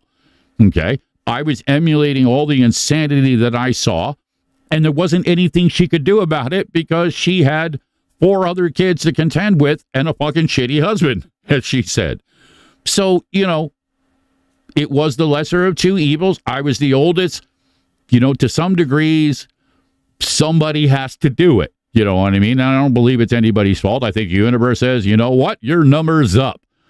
Bob Shom was behind door number 1.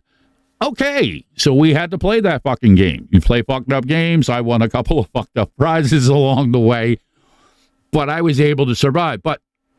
And this is the serious part, the non-joking part. The reason I survived was because of other people. Okay?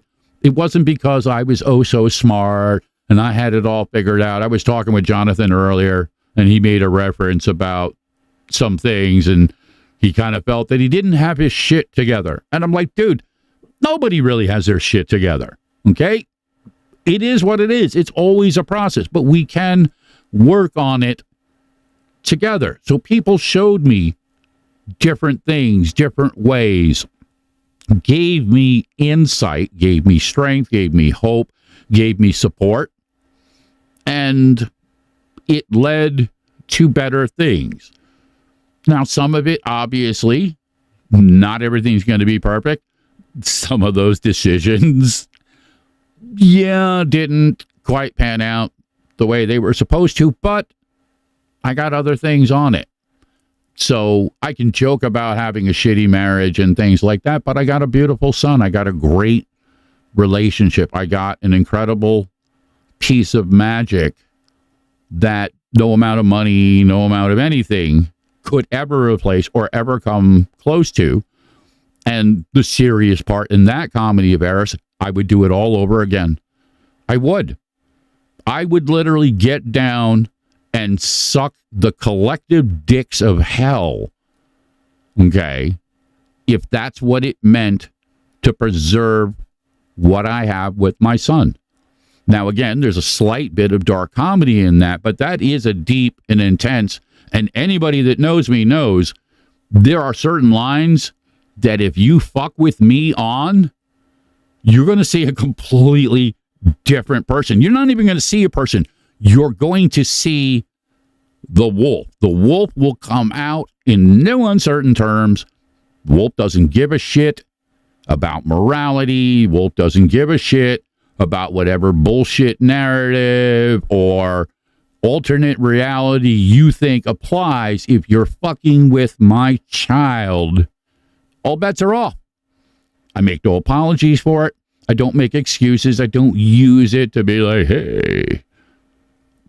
Yes, where did I get that? Of course, obviously, my mother's really got a great knack for this. She'll just show up as up on cue, just like, oh, Did I hear that universal ding?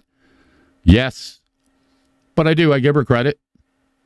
You know what I mean? And that process continues to grow. She and I have some really great conversations. She's been on my podcast. She has a lot of incredible insight. But unfortunately, like all of us, a lot of that insight was born of pain. It was born of betrayal and different degrees of tragedy and the comedy of errors. So I saw, and again, I'm just kind of getting back and looking at the chat. I see Shia mention Arena is floating around, which means in her time, she's getting ready to work. So, you know, ironically, most of us here, especially on the East Coast, New York, you know, even places like Texas and some of the other places, people that, you know, Jonathan obviously being in Oklahoma, and we got, you know, oracles over there in Wisconsin. But the narrative really being on completely two different lines of existence. My day is coming closer to an end. But again, those who know me know that I many times will go deep into the insomniac. Shy will wake up and I'll just be sitting there with the headphones on and the guitar in my hands. Mary Sharkus, listening from Maine, thank you. We have people all over the world, you know, between the shows and stuff like that. And I'm incredibly humbled and appreciative of it.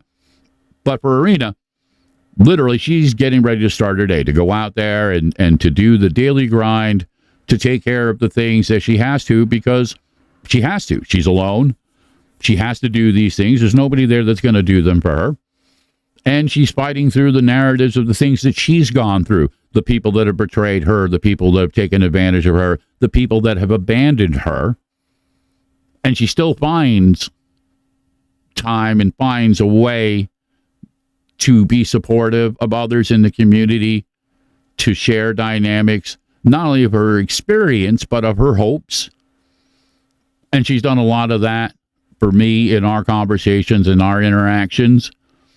I mean, again, you know, those, you know, who have followed my music at all, when somebody has enough of an impact in my life for me to write a song, that means something. You know what I mean? So, you know, in a narrative like I did for Roxana, in the death of her daughter, and having known her for as many years, and her connections through a lot of the circles that my mother knows, and, you know, Chris Miller and others, it was, for me at least, instinctual. This is what I do. This is my music. It is my magic. So I am always humbled when it can make a difference and it can help people. So I'm going to jump to another track. And these are some new guys in the scene here up in New York. Not quite Rochester, but still connected to Rochester, because Manny plays in one of Brian Judah's bands, Dangerous Beauty. But this new band, and they're closer to Syracuse. But anyway, as far as I'm concerned, that's just, you know, a hop, skip away. Anything within 100 fucking square mile radius, as far as I'm concerned, is local. That's how I'm looking at it these days. But cut to the chase, I've seen Manny perform with Dangerous Beauty a couple times. Really cool guy, great guitar player. One of the things for me, I really love musicians who play from a different element. And Manny has a magic about the way that he plays. Some of it is very technical, but a lot of it is just those subtle nuances that only other musicians, specifically guitar players, are going to really notice and appreciate. So I'm a big fan of him. This new project of theirs, Eyes of Odin, this is a new band. Check them out. YouTube, Facebook, social media. Give them a like. Give them a surprise. Give them some support. Tell them the Wolf sent you. But this is their new first release. A little track called Monster in Me. And yeah, no, it's not something I can relate to. So you can imagine when their first track in releasing this being something like this, and you listen to what they did with this track, yeah, these guys fucking got it. I'm looking forward to some more music. I'm really looking forward to seeing them, and I'm hoping we can get on stage and get them into some of these shows. So kick back, enjoy a little bit of Eyes of Odin, Monster and Me, and then, yes, I will dance back.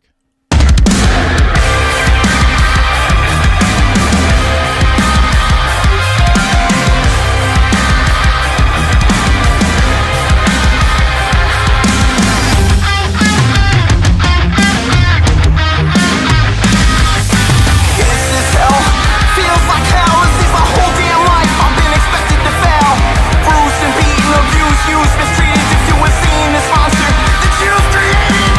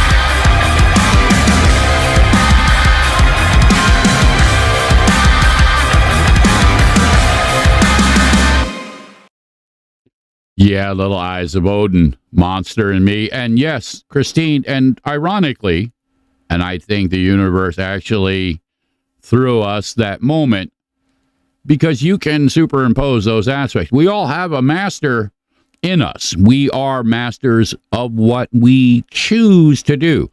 Now, sometimes we believe, and, there's a case to be made that we are forced into certain decisions because the options are just so absolutely fucking ridiculous that, the logical mind says, well, yeah, no, I'm not going to stick my head into the alligator's mouth moment. But sometimes, as Eddie Izzard said, it is cake or death. The old Knight's Code would say, thou shalt fall on thy sword and die in the name of thy Lord. I'm not always sure that is correct or applicable. But as I mentioned earlier, you fuck with my son, and yeah, we'll definitely play that fucking game. So the monster also, too, is reflective of that. I talk about the wolf, and the show is Dancing with Wolves, and I'm the old wolf. But in some ways, it is like an old magic ward.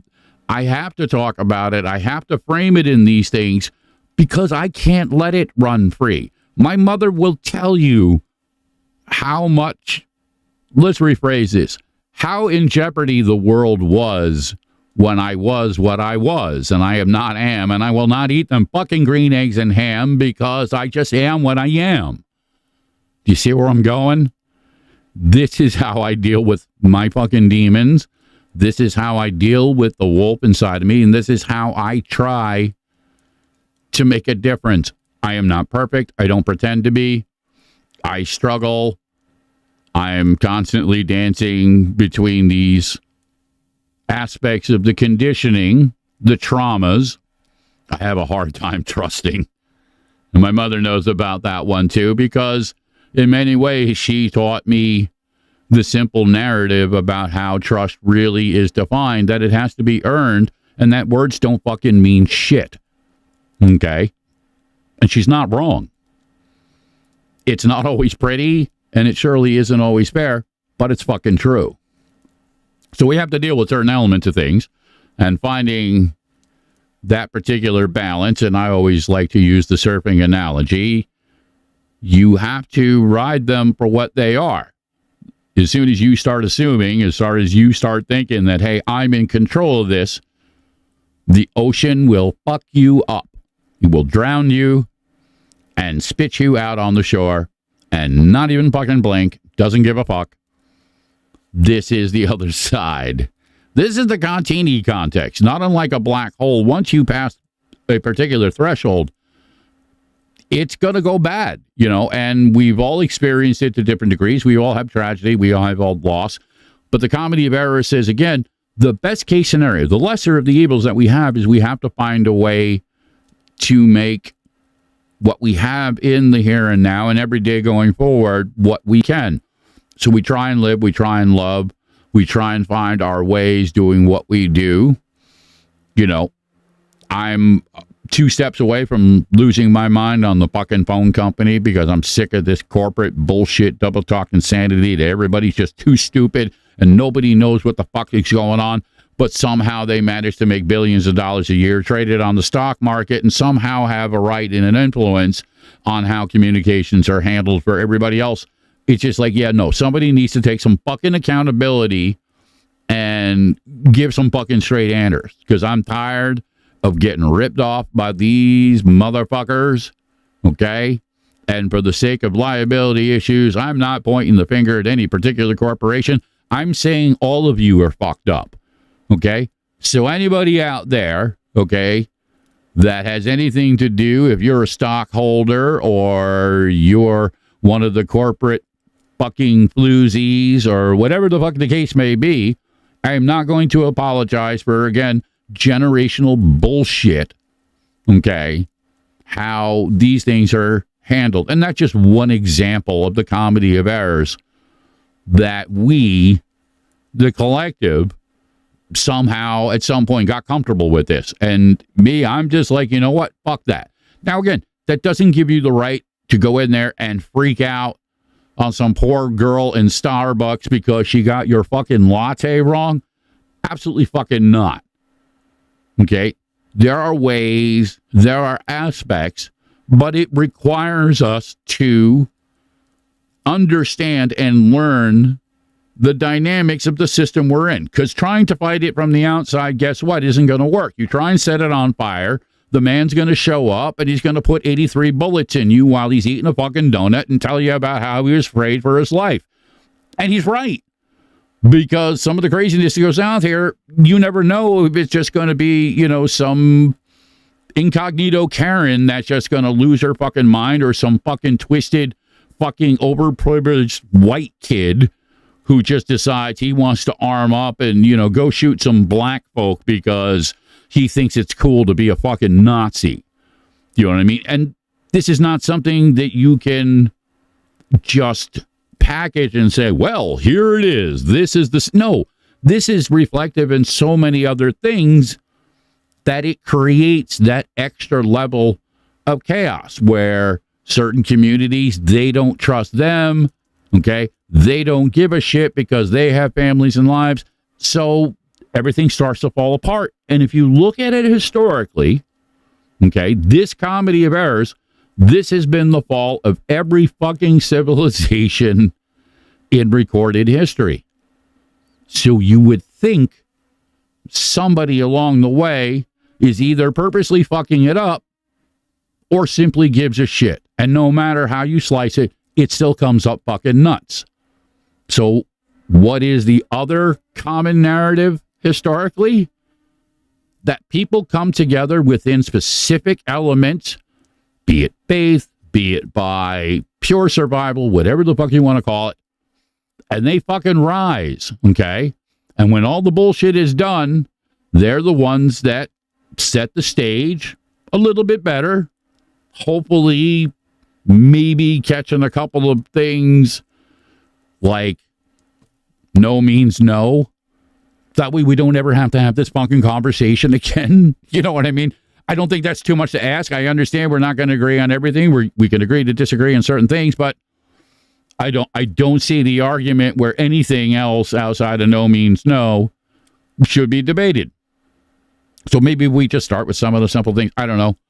This is my venting process. This is me just, again, kind of trying to translate it, to put a record to it also as well, too. That was one of the things when I first started, it was really important. It's just like, I didn't want my kid and I didn't want any subsequent generations that would be reflective or tied to me to be having conversations where people were like, yeah, and then, you know, he was hanging out with Captain America and, you know, then he fucked an octopus and, you know what I mean? And Jesus came down and everybody lived, you know, I don't want some bullshit narrative taken out of context. It's going to be my words, okay? They're going to go back. There's going to be like, by the time this is all said and done, there's going to be a fucking archive. I'm going to have to build a goddamn temple, you know what I mean, that literally to house all of this. But there'll be a narrative. As long as there's a way, if there's at least some framework of fucking technology, there's going to be a record. There's going to be an archive. I've thought about painting it on cave walls. I'm just not sure that I have the patience to translate all these podcasts into fucking Sanskrit. And my mother makes a great point. It happened for a short while in the 60s, and a lot of it has been undone, but there are some things that we can take from that we can apply. I don't think it's completely lost. It would be a great conversation for another time. We should have that live. I think that would actually be pretty cool. We've kind of danced with it a little bit, but it is reflective, unfortunately, of now more so information and said access to information. That is the dynamic now that really has changed. And unfortunately, the counter to that has been the collective attempt at distraction and just really dumbing things down to such a degree that it almost goes now as the norm. You know, when you condition people enough to absolute horrors. Getting ripped off at the bank, you know what I mean? Seems kind of, it seems like foreplay. It's tame.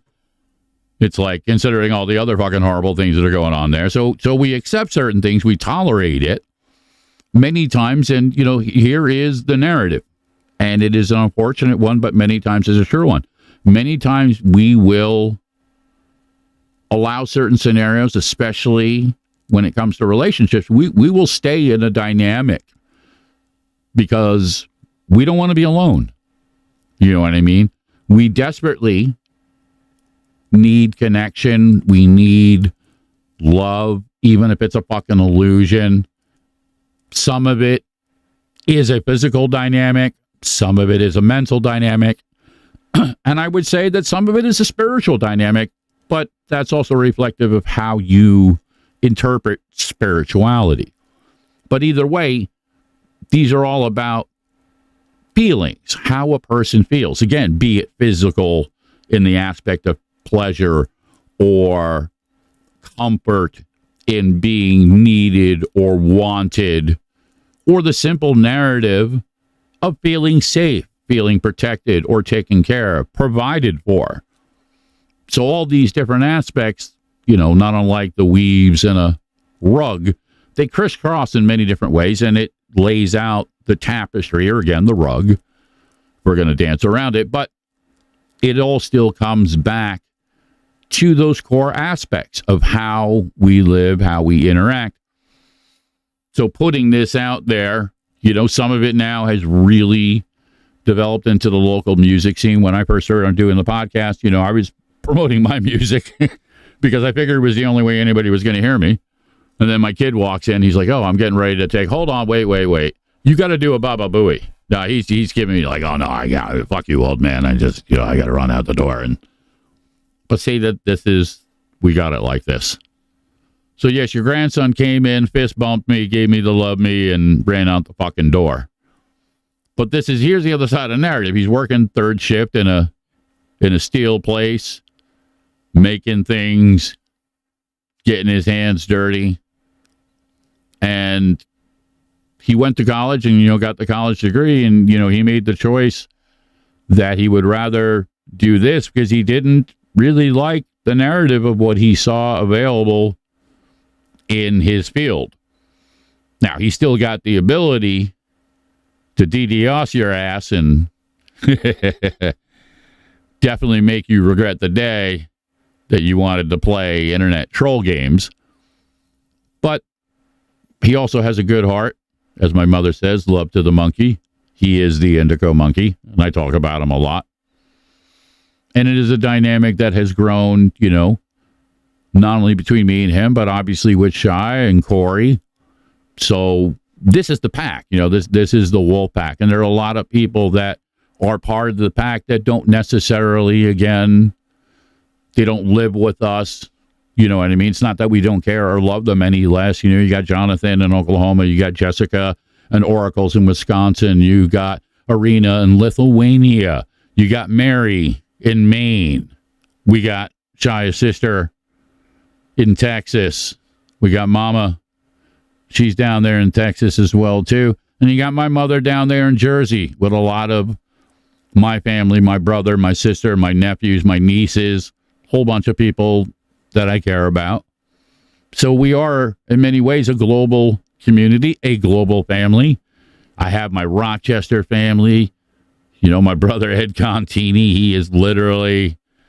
he has become my cohort. Any of you, you know what? Here's a good framework. If you want to get a fucking snapshot of the few of you that are still sticking around to see if I'm going to do something fucking horrible, if you want a snapshot of me, Ed, go watch Good Omens, okay? That's me and Ed, okay? But just understand, I drive the black Bentley. That's all I'm saying, okay? He's a great guy. I tend to dance on a little bit of a darker path. But inherently, I do want to love, and I do want to make a difference. I'm just not playing games along the fucking way. So, yeah, Christine, welcome. Milwaukee, Wisconsin. So, yeah, Wisconsin is, It's really cool. I don't have an answer for it, so I'm just going to default to my go-to Jeopardy answer, which is, well, it's magic. The universe says. It's easy. Listen, sometimes things don't have an apparent answer.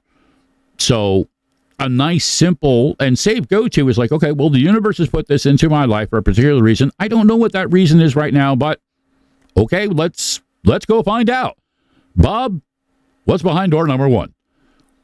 So a few people now we have become, really good friends with, and, dare I say, to varying degrees, Jessica especially has become, part of that dynamic because of Shy, and also because, some of the things that she's gone through and the elements that she has fought back.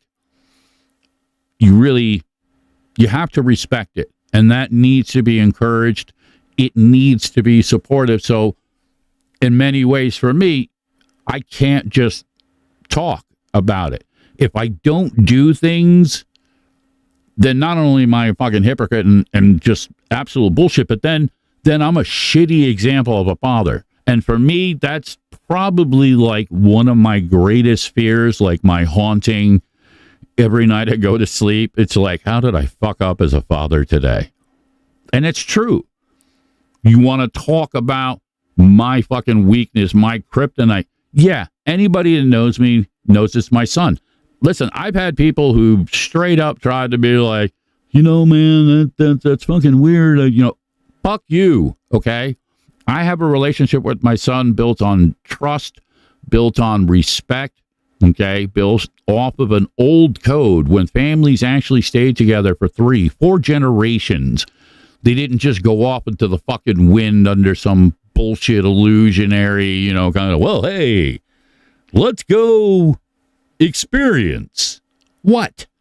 Other people's bullshit? Yeah, you can do that easily, but still maintain a tribe. You can maintain your castle, whatever you want to fucking call it. And within the dynamic of strength and numbers, yeah, it's a real simple equation. I'm not going to lie. I like my kid too. I enjoy. He's a good musician. He's funny. He's a great writer. I feel that I'm blessed with that, and I don't feel inclined to justify it. I used to, because, and here's what it really is, and I'm going to throw this trigger warning in here.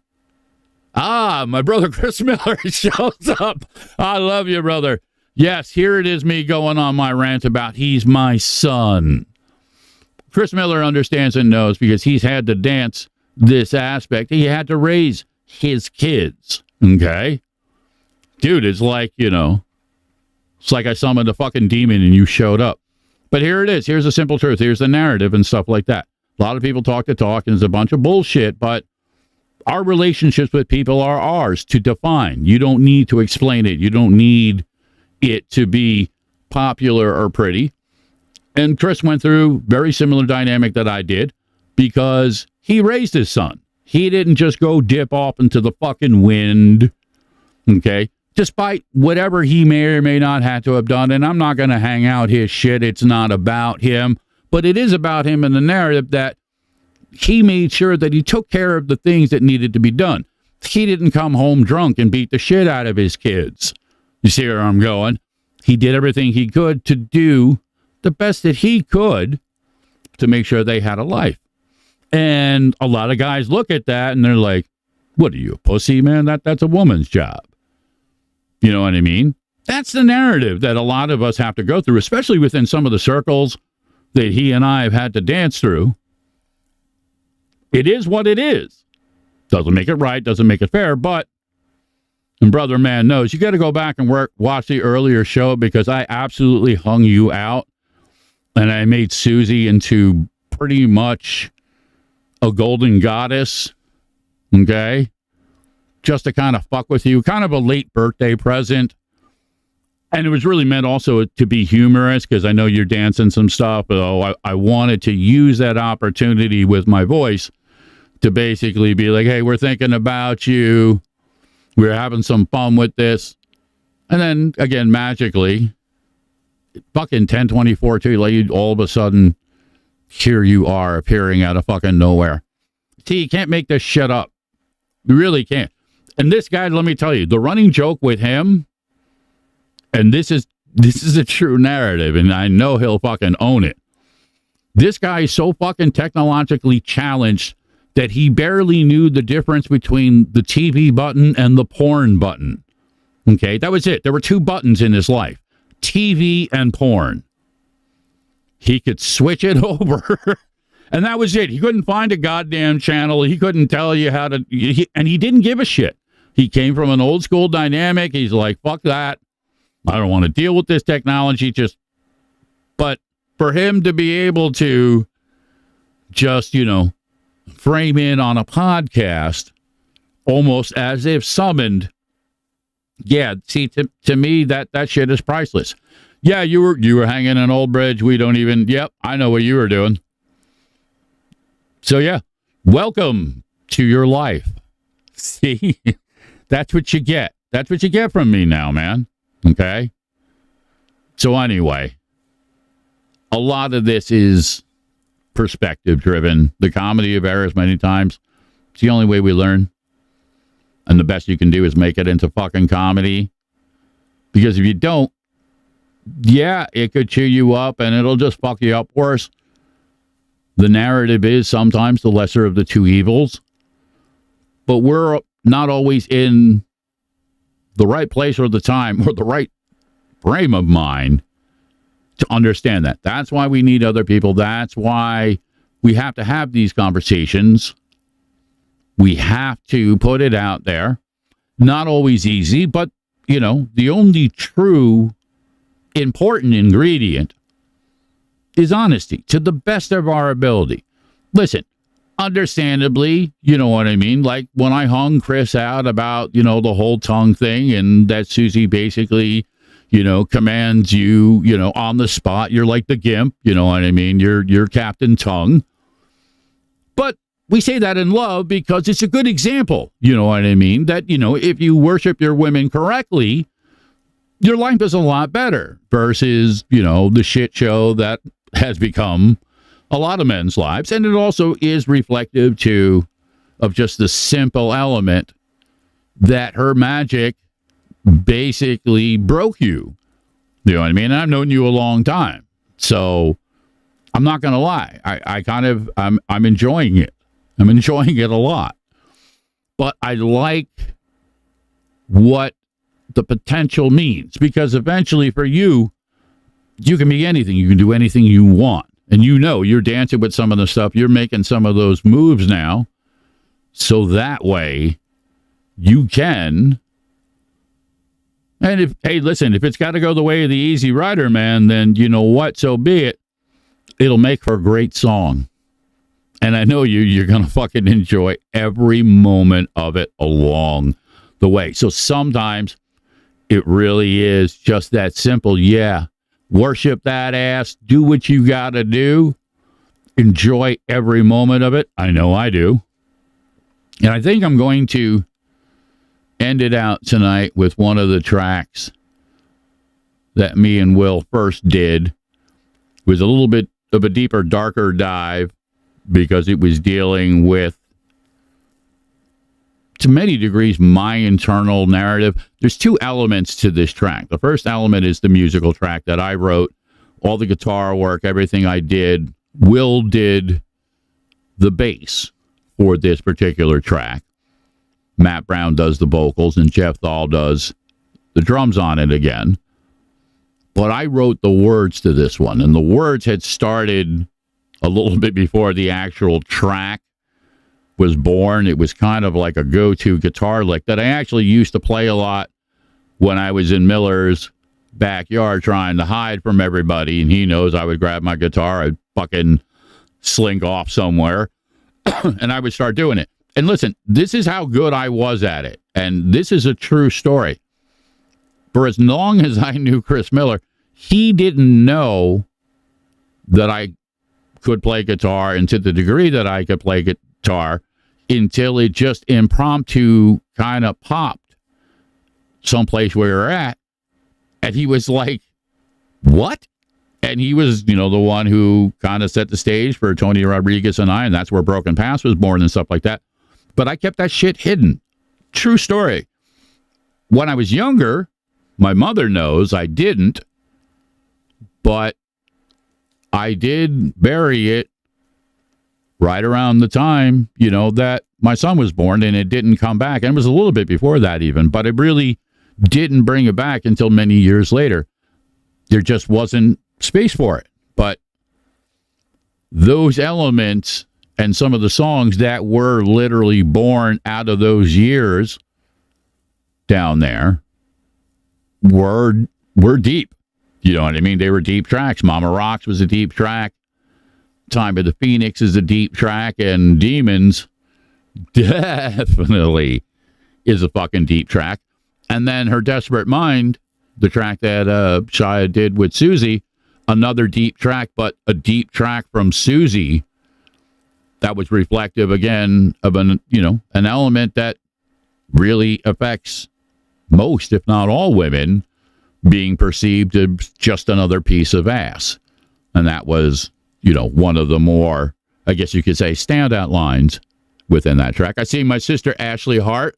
We shouted you out earlier. We were talking about the Dreamcatcher that you did for last year's autism event, and I had a picture of it, and I put it up there, and I was talking about, you got to go check out Ashley Hart, and it's HARTS creation, so they don't fuck it up. But since you showed up, we might as well plug you again. Yeah. Hearts Creations, HARTS Creations.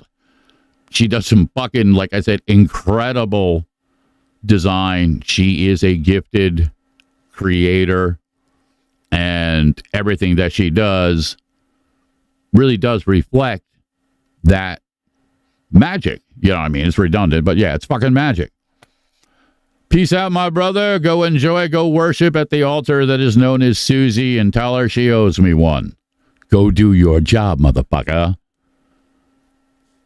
So yes, it is what it is sometimes. The point, I guess, within the comedy of errors, everything, and I use this other cheeky analogy, but it really is too, the Contini context teaches us that sometimes the only thing we can do with something is make it into something else. Its existence as a trauma or a fear or a resentment, they don't help us. They don't really do anything more than poison us. And in the process of that poisoning, then you end up with these other side effects that become things: depression, addiction, alcoholism, isolation, the list goes on and on. And it really doesn't become a comedy anymore. It becomes a fucking tragedy. So my take on it, and I use a narrative specifically from Robin Williams, better to fucking laugh about it. You know what I mean? What the fuck else are you going to do?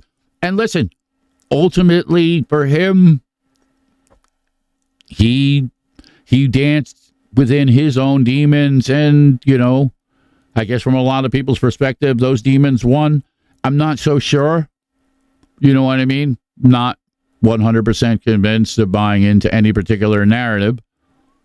But regardless, he left behind a dynamic that we can go back to. Regardless if you want to call it a comedy skit or anything, this is what was in his mind. This was in his heart. These are elements that he created, and he put them out there. And it wasn't just about comedy. It was, in many degrees, and he talked about this a lot, was to give perspective, to try and educate the uneducated, because, well, as long as they're uneducated, the rest of us, we're kind of fucked. So he was trying to create an element, to share his magic, his humor. I talk about this all the time. Laughter is a powerful magic. Humor, which is just another variation on the laughter, is a powerful magic. This is what real magic is. It's in creation. Like, as I was talking about Ashley Hart, not to just, create a random plug, but yeah, I'll create a random plug and just say, yeah, that's real fucking magic. That's not the bullshit type of stuff that a lot of people talk about. So when you have those opportunities, common sense suggests, at least, maybe having some of this in my life is a good thing. I could be wrong, but I would think it's even more fair to say, what do you really have to fucking lose? You know, and especially if whatever, however, hasn't been working for you anyway. You know what I mean? At some point, it has to be, can just be the lesser of the two evils. It's just like, you know what? If the other shit hasn't worked, you at least owe it to yourself to, you know, at least give it a fucking try.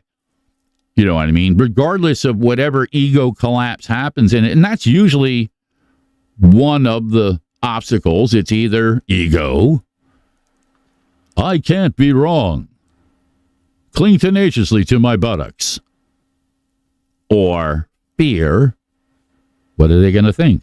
Are people going to be upset? They're not going to like me now? They're not going to listen to my show because sometimes I say things that trigger people and make them pissed off, or, oh my God, they might have to look at themselves and, dare I say, reflect. Ugh. All right, that makes me a fucking monster. Am I perfect? Again, no. I tend to sometimes be a little bit overplayed. I'm trying to pay attention to this. People tend to want to talk over me. Maybe I'm perceiving it wrong. Maybe I'm trying to talk over them. I'm not sure. I think I'm conditioned because I have a radio show and a podcast, and I'm kind of getting used to just saying whatever the fuck I want to say. And I'm not going to lie, it feels good. Okay? My dick gets hard. I'm happy. You know what I mean? I don't feel like killing people. But then, you know, the everyday bullshit of humanity tends to creep in. Not unlike jumping into an ice cold lake. My balls start to shrink and shrivel. I get irritated. I start to growl. And I'm just like, who wants to die today? Because today is a good day to die. Any day is a good day to die when you gotta fucking play that game. Now again, for the record and for clarification, that's satire, that's comedy. That's me processing certain things. Now, Shia's like, yeah, too much information, Wolf. I don't know. It's probably not enough. See, the other side of my brain says I should probably define and explain these things more, but Shia's like, no, please, don't. You know, it should be your turn, but I guess I won't be that asshole and just, you know, be like, come here, little witch. Let daddy teach you a lesson. But, yeah, I went there. Fuck it. Sometimes, and I encourage this, you know, it's one of the things, and I say it to people all the time. She's like, I'm making a weird rice and veggie thing downstairs. Well, I hope it's fucking edible. I guess, you know, you got to wish for something.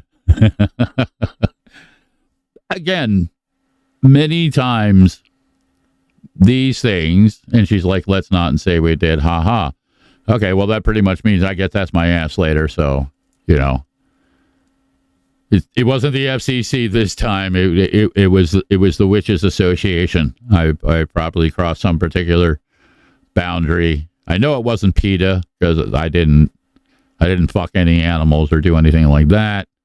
My mother's of course my mother has to show, remember, she can melt you. Yeah, pretty much all the women I like can fucking melt me. Gee, thanks for reminding me. Just what I needed. Trying to get the fuck out of the show, not open up a new trauma to have to spend another 45 minutes talking about. So, yeah, there's that. So, yes, I'm going to finish up trying to talk what the fuck I was trying to talk about, because Demons, it was a track that, again, dual element. The words and the music I did, Will put the bass track to it, but Will was pretty much the artistic director for creating the video.